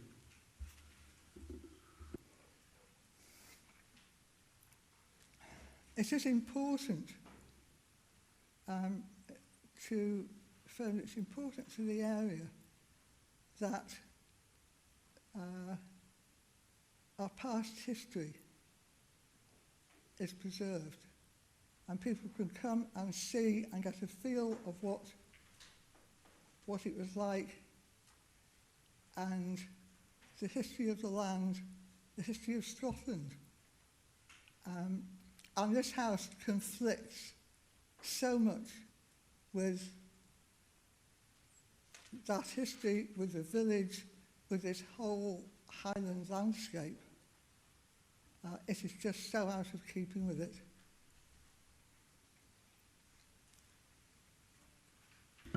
I'll ask again. Any further questions? No? Thank you. Ms Dolan Bettany, thank you very much indeed for your time. We have another deputation, Mr Grant. Good morning, Mr Grant. Thank you very much for your attendance today. As with all speakers, you'll have 5 minutes and you'll be notified when there is a minute left. Thank you. Thank you, Convener. By way of introduction, I'm a full-time resident of Fernan and have been for the last 7 years. I'm chairman of the Heritage Society and I'm here active today for the Fernan Village Association and many of the objectives. Madam Convener, and in the process of preparing for today, I consulted an architect, a friend of my own, and he looked at the plans, and I can say to my colleagues who are here that he was overwhelmed by the beauty of the plans. He thought they were excellent. And the second thing he said was that he was absolutely astonished that it was proposed to put these in the middle of Fernan, in the village of Fernan. And so I use that as an example, Madam Convener, to say that what this is about today is about placemaking, and it's about the use of precedent and how precedent should be established in relation to the surroundings. You well know the policies that I'm referring to about requiring plans to complement surroundings and so forth. We have to decide what surroundings are. I'm not sure whether, could we have the map which shows the plan of the whole village? 3A was the item, I think. Okay, well, we can't get the one that was actually through the papers. If you think that surroundings are the immediately adjacent houses, then there's Greytimers on the one hand, which is arguably a precedent. Dalmore on the other hand, which is most certainly not a precedent. The report also cites Bruich Cottage, which is at the far end of Quarry Lane, about 7 or 8 properties away. And in between those two, only 2 properties away from the one we're talking about, there was a planning application in 2016 for Achna Craig, and the reference is 01499, which was rejected on exactly these same grounds, namely of height and of too much glass in the building. And so we have to be clear whether we are talking about the surroundings in the village as a whole or the immediate surroundings that are applicable when citing precedent. So these are very important considerations. Sue has made it very clear on behalf of the Community Council that we're talking here about height, scale, massing and materials, and those are only 4 of the criteria, all of which are breached in this application. Just if I may turn for materials for a moment, you will see, but there is no picture, and my architect friend was surprised that there was no 3D modelling in the application, that the whole of the southern face is a glass wall, approximately 8 metres high at the highest end by 30 metres. If I may ask, Madam Convener, your colleagues just turn briefly behind you, That's roughly the length of the entire wall and between 2 and 3 times the height of this room for one single glass wall south-facing out over the loch. And the one thing we can be absolutely certain about, one can argue about which precedents apply to which premises and so on, but the one thing we can be absolutely certain about is that this will make a precedent within the special landscape area for the whole of Loch Tay, because there is nothing like it at the moment, nothing at all throughout the whole of the landscape area. And if this is permitted in this form, it will create a considerable set of problems. We have here, Madam Convener, a situation where you have anomaly building on top of anomaly, building on top of anomaly. Grey timber, as most people acknowledge, was originally an anomaly. It was argued in the case of Bruick, and we argued that we must not create a precedent. It went through, and then Bruick is being used as a precedent to allow this proposal to come through again. So I have to ask you very seriously, members of the committee, that we cannot allow this to happen. We would like to have development of Briarcroft. We would like to have it turned down on this occasion so that we can look at it again in a way that we ought to. Yeah, 1 minute, sir. Thank you. And I'd like to close because I was going to finish and say that my colleagues who will be speaking next were saying that they've allowed themselves some prejudicial language by referring to this as an architectural jewel. So I'll do the same, and I'll say it's a fish out of water, and it really must not be allowed. Thank you. Thank you. Are you happy to answer questions from the committee? Thank you very much. Committee, do you have any questions for Mr. Grant? Councillor Wilson? Part of the arguments that have been submitted was about the amenity of Dalmore being affected by the scale and size and height of the new house. Do you want to elaborate any more on that, please? Yeah, certainly. In the report, it states that the massing is not excessive because it is only 8% of the plot. The reason why it is only 8% of the plot is because of the length of the plot, which is based on the rig system. If, on the other hand, you look at the width, which is what you would see from the narrow Quarry Lane, which is 7'6" restricted road, if you look at it from there, then the width from side to side, top to bottom, given it as a sloping roof, but the width from side to side is 86% of the visible width of the plot. Now, that's going to have an impact on anyone, quite apart from the whole massing of the whole footprint. The internal volume, I estimate, is approximately 3 times of the existing. And if you look at the, it's not on that map, but if you look at the location of it, you will see that, for example, if you go as far away as possible on the other side of this narrow lane, your field of view, it takes up a 60-degree sweep in your field of vision. Now, that all seems to me to be excessive, and it's most uncharacteristic for this part of the rig, because, as has been said several times, the characteristic which has been long established on the rig, and many other people, incidentally, have modernised their homes up and down Quarry Lane without going to these lengths, the establishment has been established of no more than 1 story on the northern edge of the rig, and that's very important to us for historical and traditional reasons. Thank you. Committee, do we have any further questions? Councillor Coates. It seems to me that this property is going to be built and developed far enough back from the road so as not to be a problem for the road at all. I don't see where you're coming from with bringing this into question. Well, it's being built on the same location of the existing, but slightly twisted in terms of its angle. At present, there is an open vista from the road across there, and this will constitute at its height approximately 1 or 1.5 stories, as you will see it from the road. But the problem is the whole massing of the whole building. It is a huge, huge, huge building, and that of itself is quite out of character with the rest of the village. There is nothing this size in the village. The point has been made earlier about how you'll see this coming from either from the south side of the loch or from the Killeen Road. Even now, you see grey timbers very, very clearly from either the south side, and I did it myself yesterday, on the south side of the loch or from the Killeen Road. And this property is bigger than grey timbers. Again, committee, any further questions? No? Mr Grant, thank you very much indeed for your time today. Thank you. Thank you. Okay, we would now invite Mr Hall to come forward.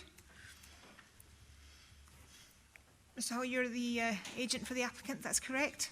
And again, sir, you have the same 5 minutes. You'll get it notified when a minute left to go.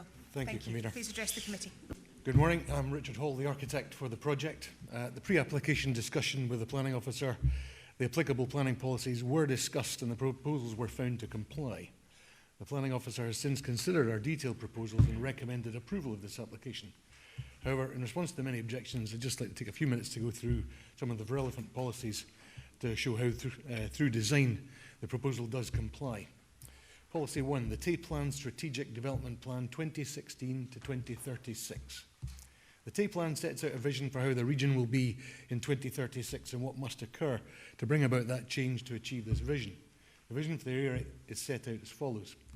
By 2036, the TAE Plan area will be sustainable, more attractive, competitive and vibrant without creating an unacceptable burden on our planet. Quality of life will make it a place of first choice where more people choose to live, work, study and visit, and where businesses choose to invest and create jobs. This vision requires sustainable buildings in which to live, work, learn and play. The historic housing stock in general does not meet these credentials, and in particular the type of house we propose to replace.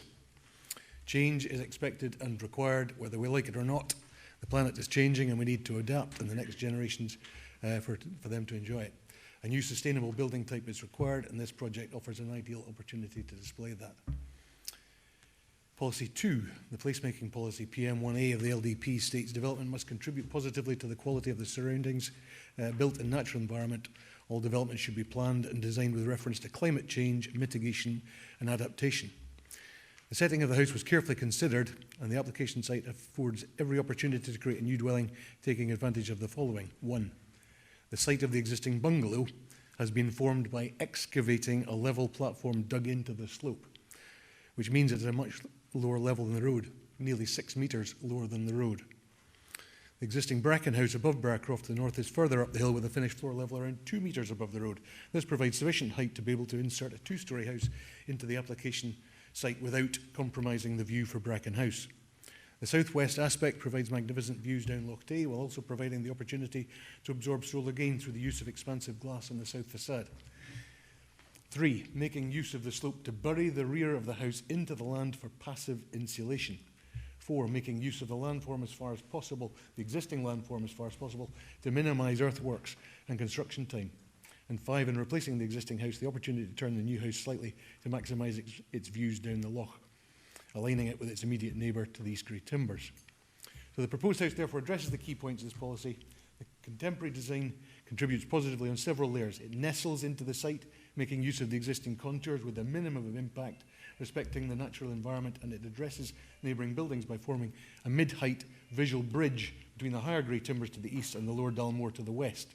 The split-level design means only a single storey is presented to the public realm, respecting the lower house types in the immediate vicinity. The proposal fully embraces sustainable architecture, maximising passive solar gain through the glazed elevation to the south, but also providing shade to this glazing with an overhanging roof and vertical timber louvered screens to balance temperatures in the summer. Maximising passive insulation through building the lower level into the hillside, using sustainable materials.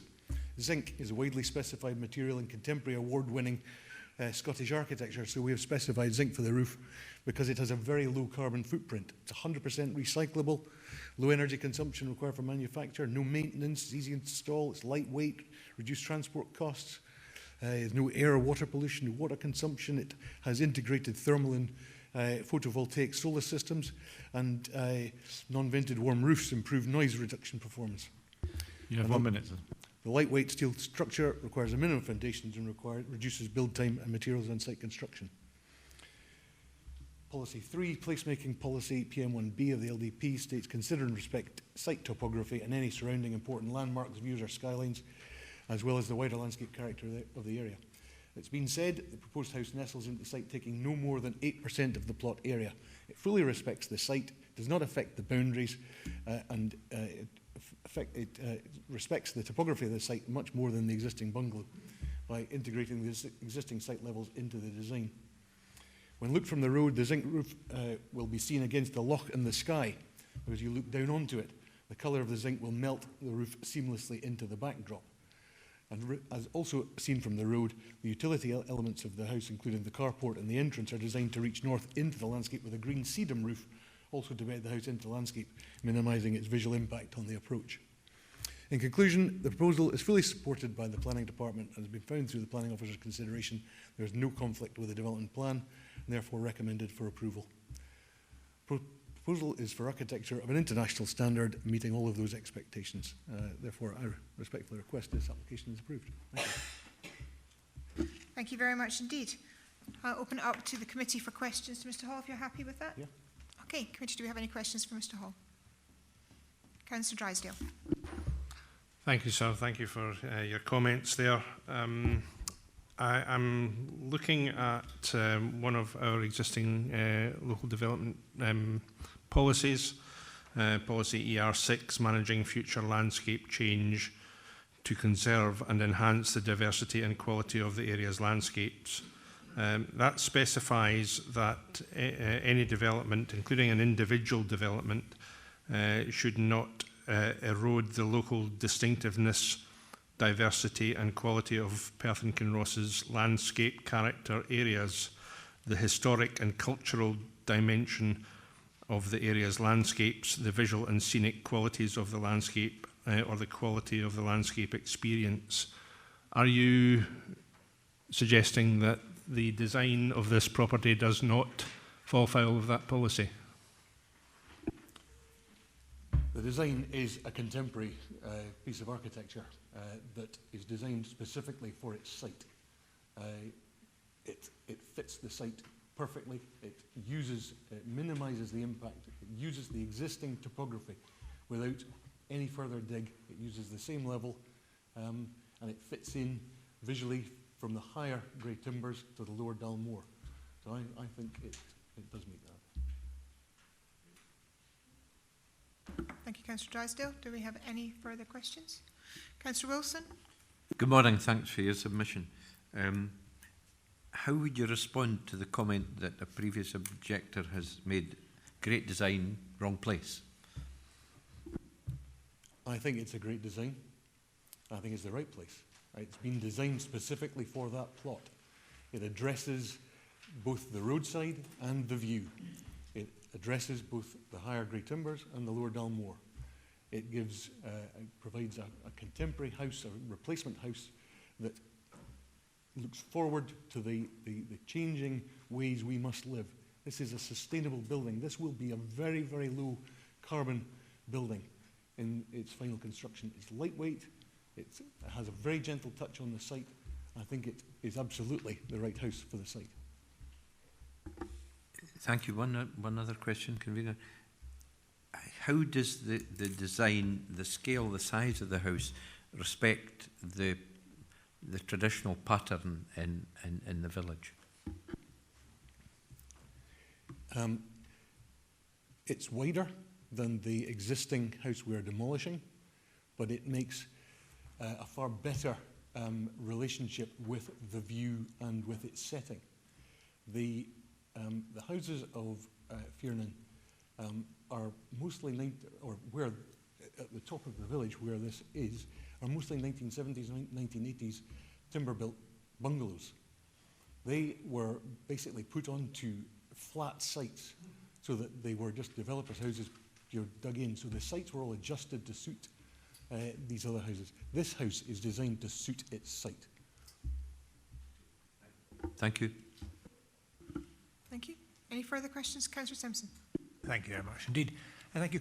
Much has been made of the extent of the glass in the front of this building. Can you give us an indication perhaps of how much more glass there would be than we see in the Grey Timbers house next door? Just a rough idea of how much more glass there is. Well, the entire south elevation is glass. Mm-hmm. So the Grey Timbers has large glazed windows, but this is a glazing system that provides the enclosure on the south face.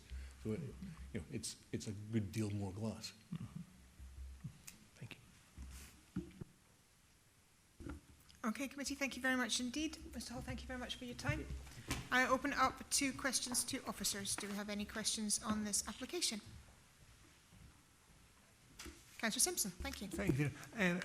Much of the representation related to the fact that although this is a replacement house, it's much or twice the size of the existing house and only takes up a small proportion of the site, but the point was made that it's much wider.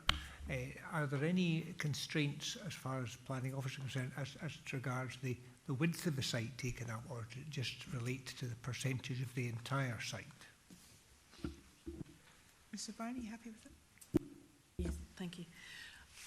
Councillor Simpson, there are no constraints specifically about the width that a house, a proportion of width that a house could be of a plot. And whilst it is 26 metres, it is substantially wider than the house that's there at the moment. If you look at the that particular plan that's up at the moment, you can see the existing houses surrounding it are wider than the existing property, which is very modest. So although it is quite a lot wider, sitting at about 26 metres wide, Grey Timbers is round about 20. Dalmore is round about 22. So although it is significantly wider than perhaps it is at the moment, I don't think it's significantly out of character of the other proportions of the buildings that are there from a plan perspective. Councillor Barnacle, thank you. I've seen a similar house being constructed in my ward, and it's basically moving along the lines of an eco house with new material, and you know it's sustainable in terms of the cost of heating and what have you. So I think this is the way things are going, actually, and perhaps should be encouraged. But I mean, for example, it's not in a designated conservation area. If it was, it would presumably not comply. But that's an interesting point, which you may wish to comment on. But I just think that as long as this contemporary design fits with the area and is not obtrusive, it's something we really have to look at moving forward. So I would just ask committee members to bear that in mind, and have they themselves looked at these type of eco houses that would be going to become much more of a design. I think what you're giving is a comment. I'm asking for questions for officers. I was wondering if one was going to come forward. Do you have a question for officers? Well, it was just really whether it was... Would a house like this, if it was a conservation area, be accepted, for example? Well, we do have an application in front of us, which isn't for a conservation area, so we are talking a major hypothetical here. Yeah. But they have mentioned the landscape area, and they have mentioned the rig system and all that. So it's just a question of balance as to whether this sort of type of building fits that I'm area. not 100% sure how that would help the debate, considering we don't have it in a conservation area. But I don't know if you want to make a comment to that. I would just reiterate that this is not a conservation area. It has to be seen within the context that it's within the village. There are a number of different ages of houses, different styles of houses. Some are better architectural quality than others. Some are in better physical condition than others. This is a contemporary house of high quality design, with modern materials being used, and it has to be seen as that. Thank you. Councillor Gray?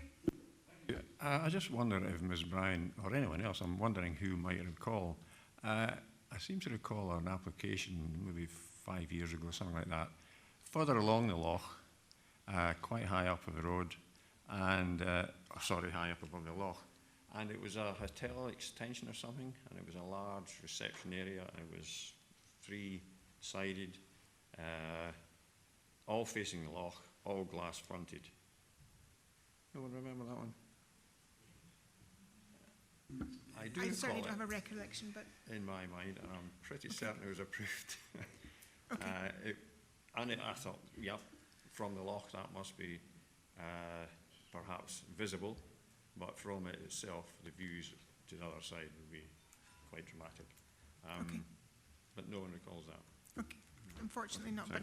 But sorry, can I just remind you about a question section? I'm sure we'll have a debate in it very shortly, but thank you very much for the point. Councillor Drysdale. Yeah, I do have a question. And it's in, Councillor Barnacle made reference there to conservation areas and whether this was, and obviously this isn't in a conservation area. Would officers agree that policy ER6 that I referred to earlier refers to the whole of Perth and Kinross's landscapes and not just to conservation areas? Yes. Any further questions? Councillor Waters. Thank you, convener. Just on the mass of the design, you know, the plan covers the footprint, and that we're almost doubling the size of the footprint, but the mass is considerably more. And just looking at a 3D model print that the architect's done in his design statement here, where certainly at parts of it you could almost put an argument that there's almost, with the glass front, it's almost 3 floors high, because it does raise up at the front. And it's not just a 2-storey glass-fronted building because of the design and the sloping roof. It is considerably more than that. Is that kind of mass appropriate for you know, a rural urban a rural settlement like this? Thank you. Mrs. Bryan. Thank you. The totality of the design has been taken into account in assessing this application coming forward with our recommendation for approval. Yes, one element of the design has a high edge to that roof, but conversely the other side of it is significantly lower than a traditional roof would be. So it has to be remembered, I think, that not the entire roof is going to be that 8 metres height. It is only that one top corner that will be that, and it will slope down to the other side, which will have a wall head of 3 metres. And that's the side that will be visible from the public road. So yes, the entire design has been taken into account, and the conclusion has been reached on that basis. Just a follow-on question, if that's okay, please. A lot of mention of Bruick, but very difficult for us to understand, you know, you know, what type of design that is. It's obviously a more contemporary design, but to what level? This is pushing the parameters, and it does look like a fantastic architectural drawing, but again, it's about location, about where it is. Is it possible to describe what Bruick? There's no photographs of it or any way to understand it. Is there other buildings that are similar in the level of contemporary that this is, that is pushing the boundary? There's no way answering that, is there? Mrs. Smith? Each on its merits. You know, I don't think we have a school of architecture that we're referring to here other than contemporary or modern design, and that has a very, very wide remit. And at this point in time, you couldn't describe it under any particular specific style, and we don't have details of that property either. So I'm not quite sure what you're asking. No, it's a bit precedent. You know, what I would like to be more comfortable about is this is definitely, in, you know, from a contemporary perspective, this seems to be pushing the boundaries of contemporary within that location, but this Bruick has been cited as potentially leading there because of precedent, and that's what I'm trying to understand. What is the precedent, you know, or are we doing a big jump from a 70s type bungalow in the area to you know, this type of design? And that's just what I feel would help with the decision making within myself. So I'm just trying to understand it better and hoping for some help with that. Okay, Mr. Smith. I'd be very wary myself of using the word precedent. I think what we need to remember is each application is being considered on its own individual merits, and I certainly wouldn't be particularly comfortable if we say, because we have approved a particular modern or contemporary building in one location, that it automatically leads to the same sort of decision being taken on a completely different site. We need to look at the individual circumstances. That's what we have done here, and we consider that the application is sound and worthy of our support. Yeah, no, okay. I just precedent something since being in planning committee. I hear quite a lot coming from officers to us that, you know, I can name umpteen applications that have gone through that have said we're refusing this because it would set a precedent. So I'm not convinced it isn't something that we should be taking into account when we're making a decision. But I respect your views on it, and there is merit to them. Thank you.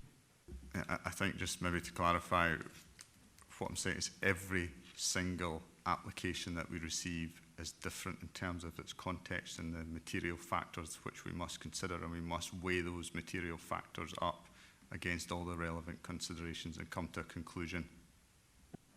And part of its context may be that there are other modern pieces of architecture in the surroundings. Thank you. Councillor Anderson.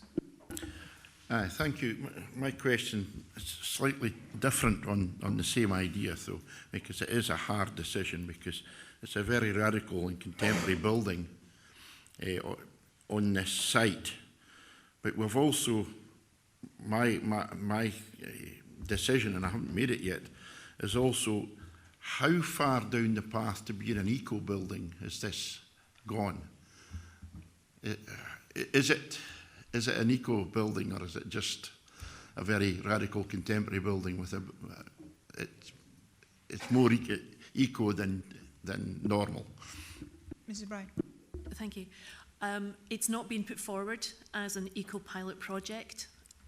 It is a sustainable dwelling house built with modern methods and materials. Well, some of them are zinc, rather old materials, but used in a modern way. The performance of these in this context will provide better sustainability through the construction and through the operation of that than, for example, a 1970s bungalow that's on site at the moment. So although it's not put forward or pitched as an eco-property, it will be ecologically better, environmentally more sustainable. Thank you. I think you've kind of told us it's going down that path.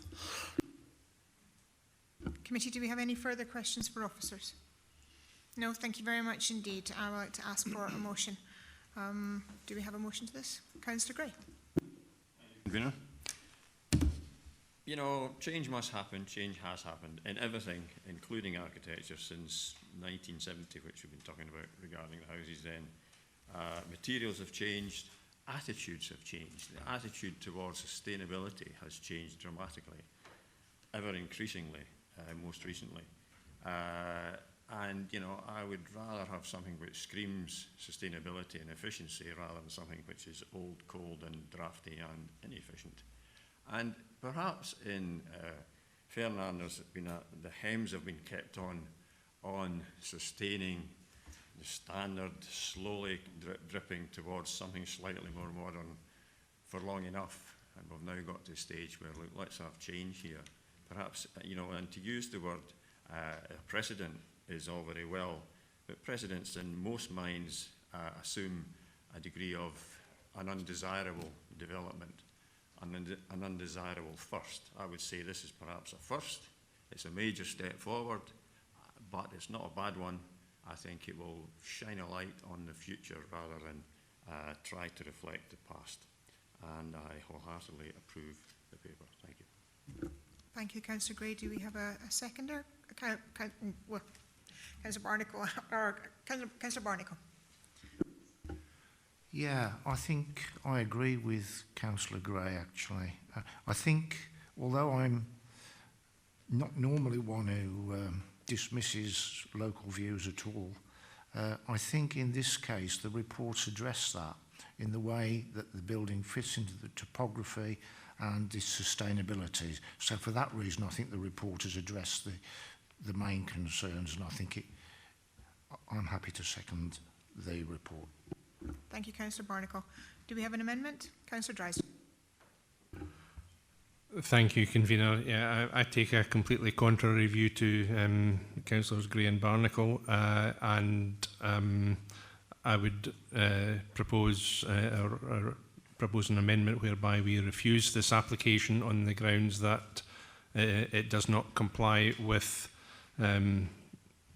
LDP policy ER6 A, B, D and E.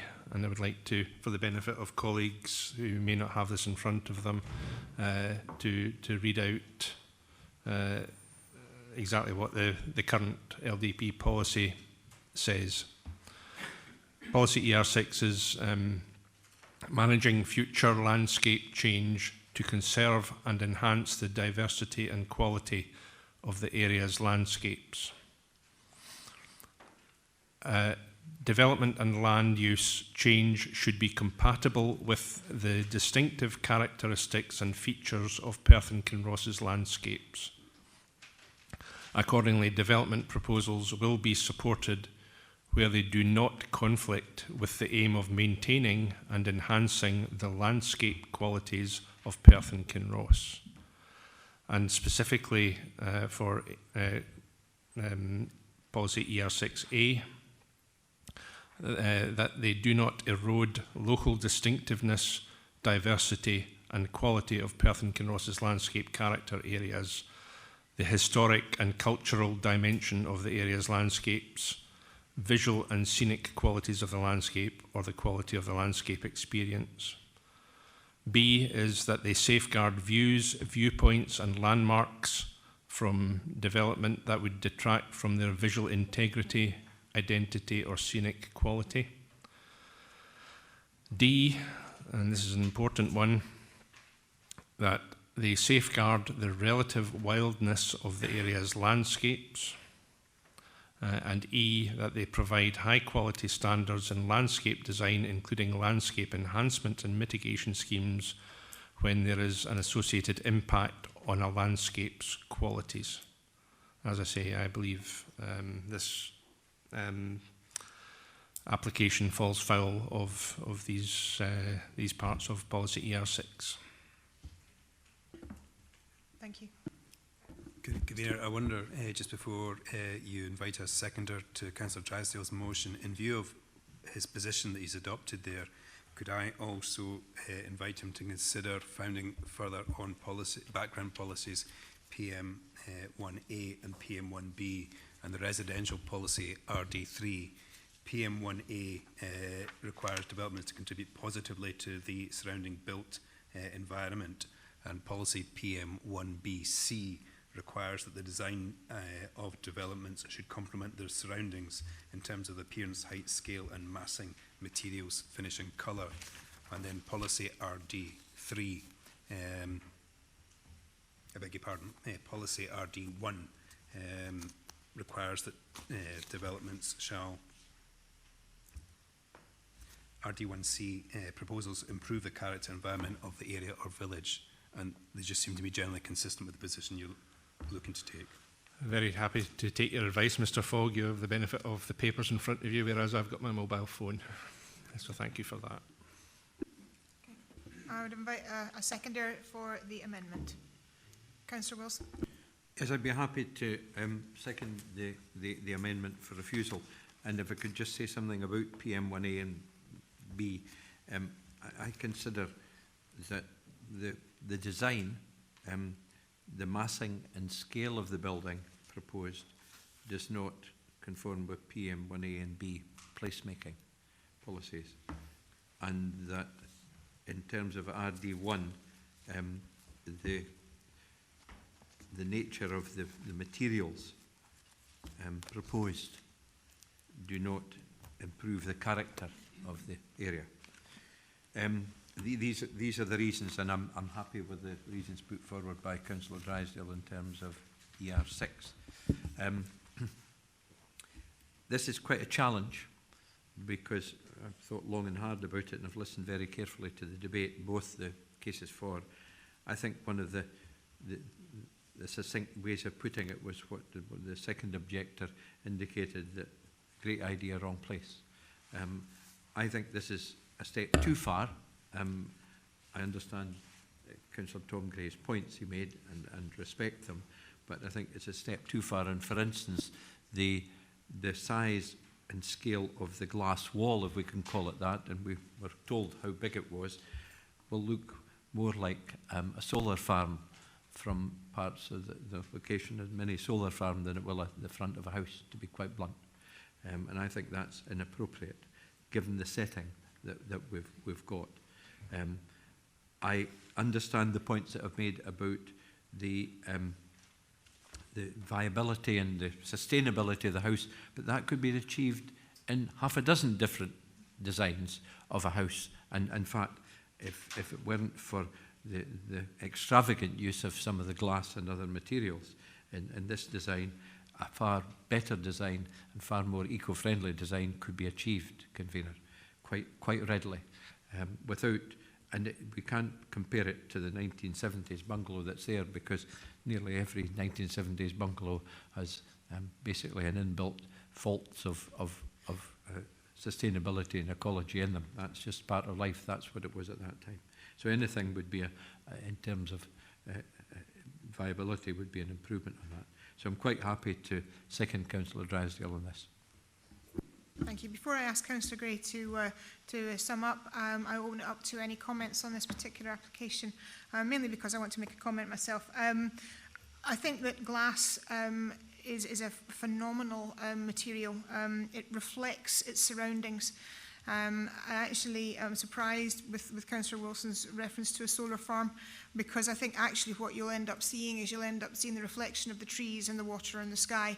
And when you have a day of dark grey weather, that will also be reflected, and when you have a glorious day, that will also be glinting. It will be an addition to the surrounding. I actually think that the glass material being used in modern buildings, modern eco-buildings, and we really do have to grasp the nettle. We cannot continue to tinker around the edges of the eco-problems that are in front of us, and we have to look at sustainable eco-buildings and how they come and what modern lives will bring and what they want from the properties that they live in. So on that basis, I'm very happy to support the application. And if there's any other comments from any other councillors, I will happily put that across. Councillor Drysdale, you have given a sum up. Do you have a small comment to make? Yes, just to disagree with yourself, convener, and from the illustrations which I can see on my colleague's computer there of the design, to me it looks more like an office block than a house in terms of design, and I think that it's out of keeping with the landscape. Whilst I allowed that comment, you have actually put forward the amendment, so been told technically that there we go. Is there any in other that comments? case, I didn't see it. Any other comments before asking Councillor Coates, Councillor Waters? I think that whilst I'm very familiar with the Fairning area, whilst this is a very modern design, I can see no reason whatsoever to refuse it.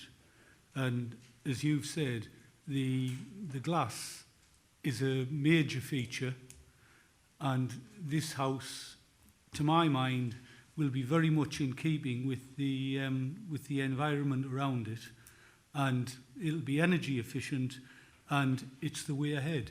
We can't build more crofting bungalows. It's just not, not conceivable. So this is something that fits in with its surroundings. Councillor Waters. Thank you, convener. The benefits of glass are, with solar gain and modern types of glass and what you can achieve insulation-wise through them, and everything is well documented today. And I think there are certain elements of this design that are exceptional and very, very good. I won't be supporting the application, but it's to do with this, the placemaking. It's to do with the scale and mass in the location where it is, and from an eco perspective, there is many ways to achieve these modern gains that we should be looking for in our housing, or the quality of housing that we should be doing that. But I, personally, we've got to be careful we don't mix up that we're still dealing with a place and we're still dealing with our placemaking policies, and as such, no issue at all with having glass front, but it is quite in my personal view quite excessive for the location where it is.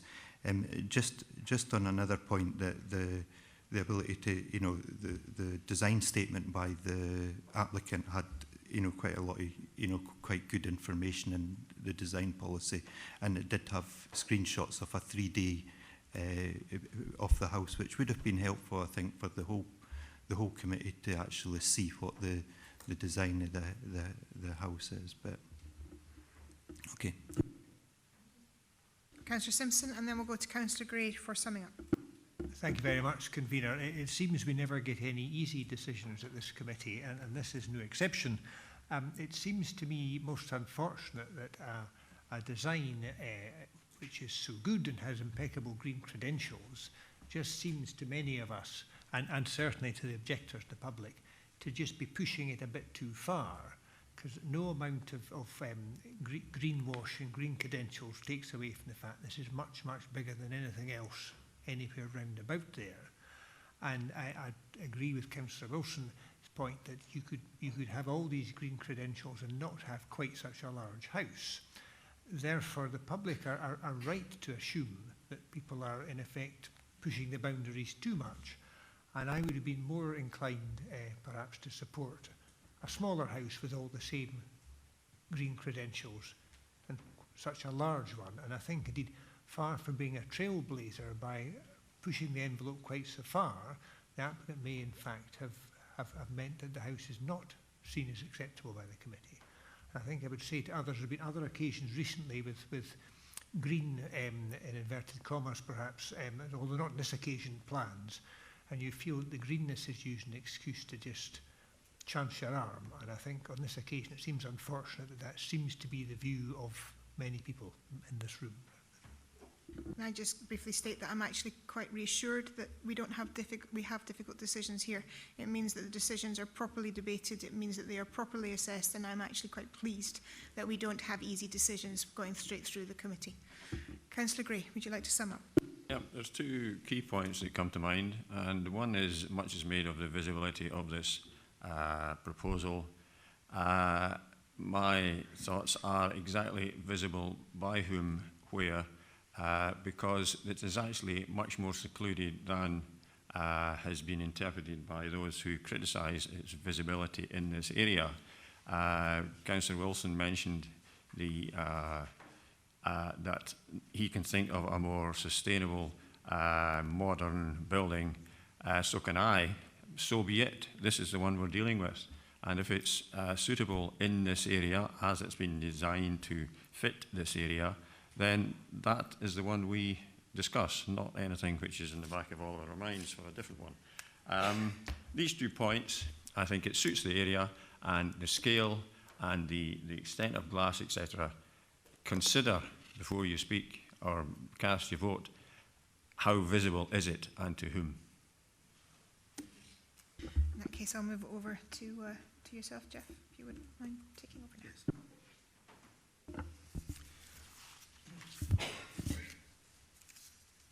Convener, the motion is made by Councillor Gray, which is to approve the application in accordance with the recommendations in the report of handling by the Head of Planning and Development, and that motion is seconded by Councillor Barnacle.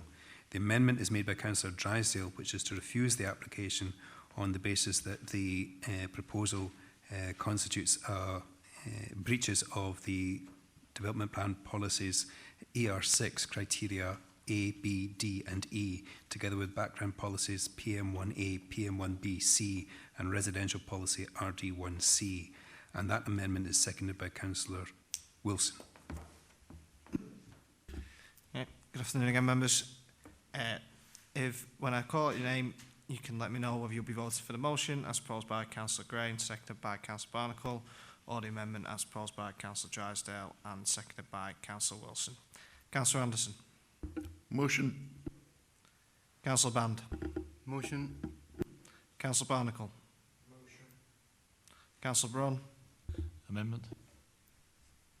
Councillor Coates. Motion. Councillor Drysdale. Amendment. Councillor Gray. Motion. Councillor James. Motion. Councillor Jarvis. Motion. Councillor McCall. Motion. Councillor Simpson. Amendment. Councillor Waters. Amendment. And Councillor Wilson. Amendment. Okay, members, so that was 8 votes in favour of the motion and 5 in favour of the amendment. Therefore, the motion will carry. Thank you, committee, and thank you very much for the debate. That moves us on to the notice of applications, the PAN notices coming forward.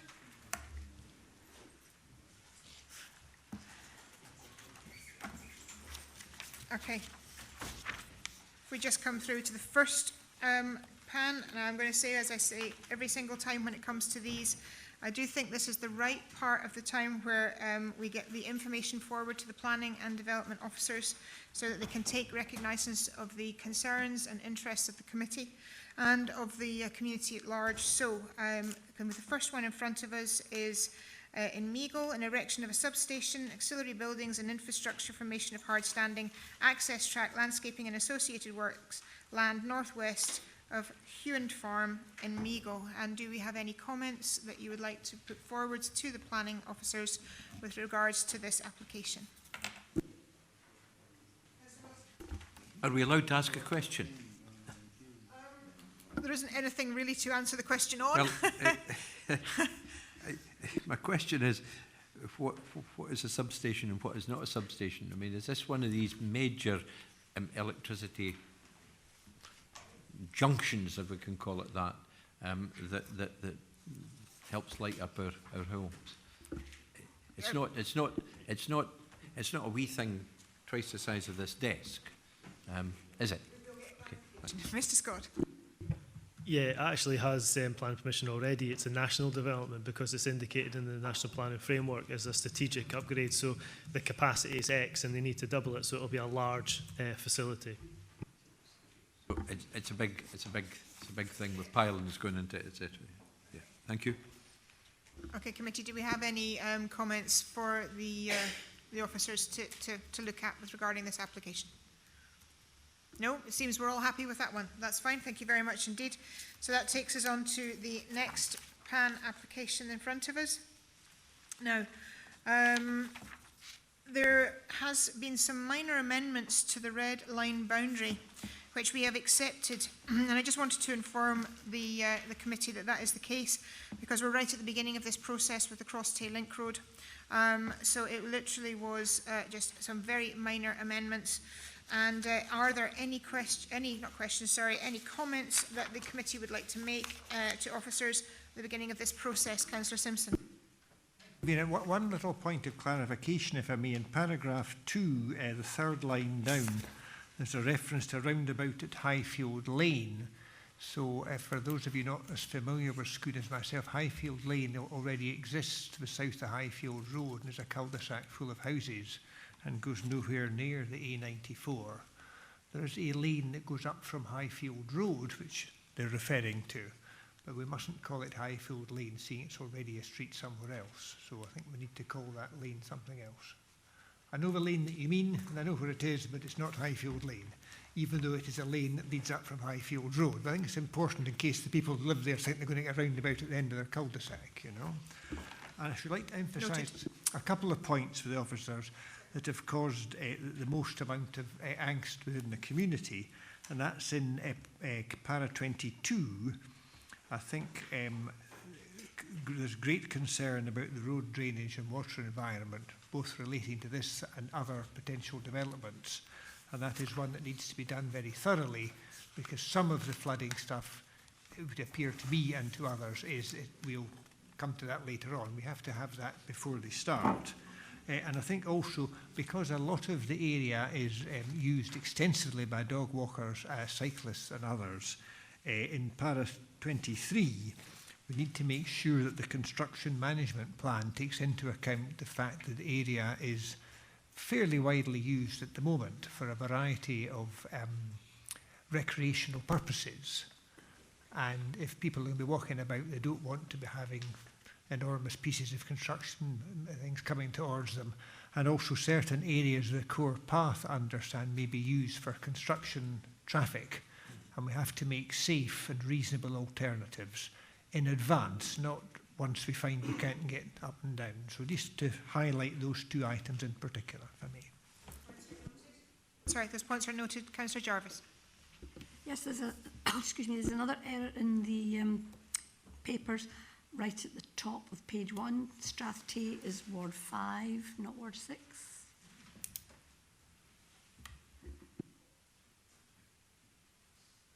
Thank you. Noted. Councillor Wilson. Thanks, Convener. I think just to emphasise the importance of, I don't have any suggestions of adding to the list, but to emphasise the importance of, as Councillor Simon said, road drainage and the water environment, which is a big issue in and around Scone, and has been for some time. But I think particularly the air quality issues and the noise and vibration issues are particularly important in certain locations in regard to this. And we're finding out, Mr. Scott and I, how important that is in relation to demolishing the atrium building where we used to live in Glover Street to a degree. So I think that recent example just reminds me of the importance of the people living nearby can be subject to fairly major noise, and although this will be a lot of movement of soil and rock and materials, that in itself can cause a lot of noise and vibration. If you have a look at Lunkerty, the surroundings of Lunkerty just now, you'll see what I mean. Thank you. Councillor James. Thanks, Convener, and pretty much what Councillor Wilson's just said. I would also like people and communities to be given a good say in this, especially, I know this is the Scone side, but it does link Strathty, our Ward 5. And core paths, I think with the whole Cross-Tay link, there's something like 81 core paths which are affected. And I know the one on the Lunkerty side, there are some concerns regarding the realignment of or the potential realignment of the core path going alongside the A9. On that side, I'd like the community to be listened to particularly. Thank you. Committee, do we have any other comments regarding these two PAN applications? No? Then that concludes the business for today. Thank you very much indeed for your time this morning.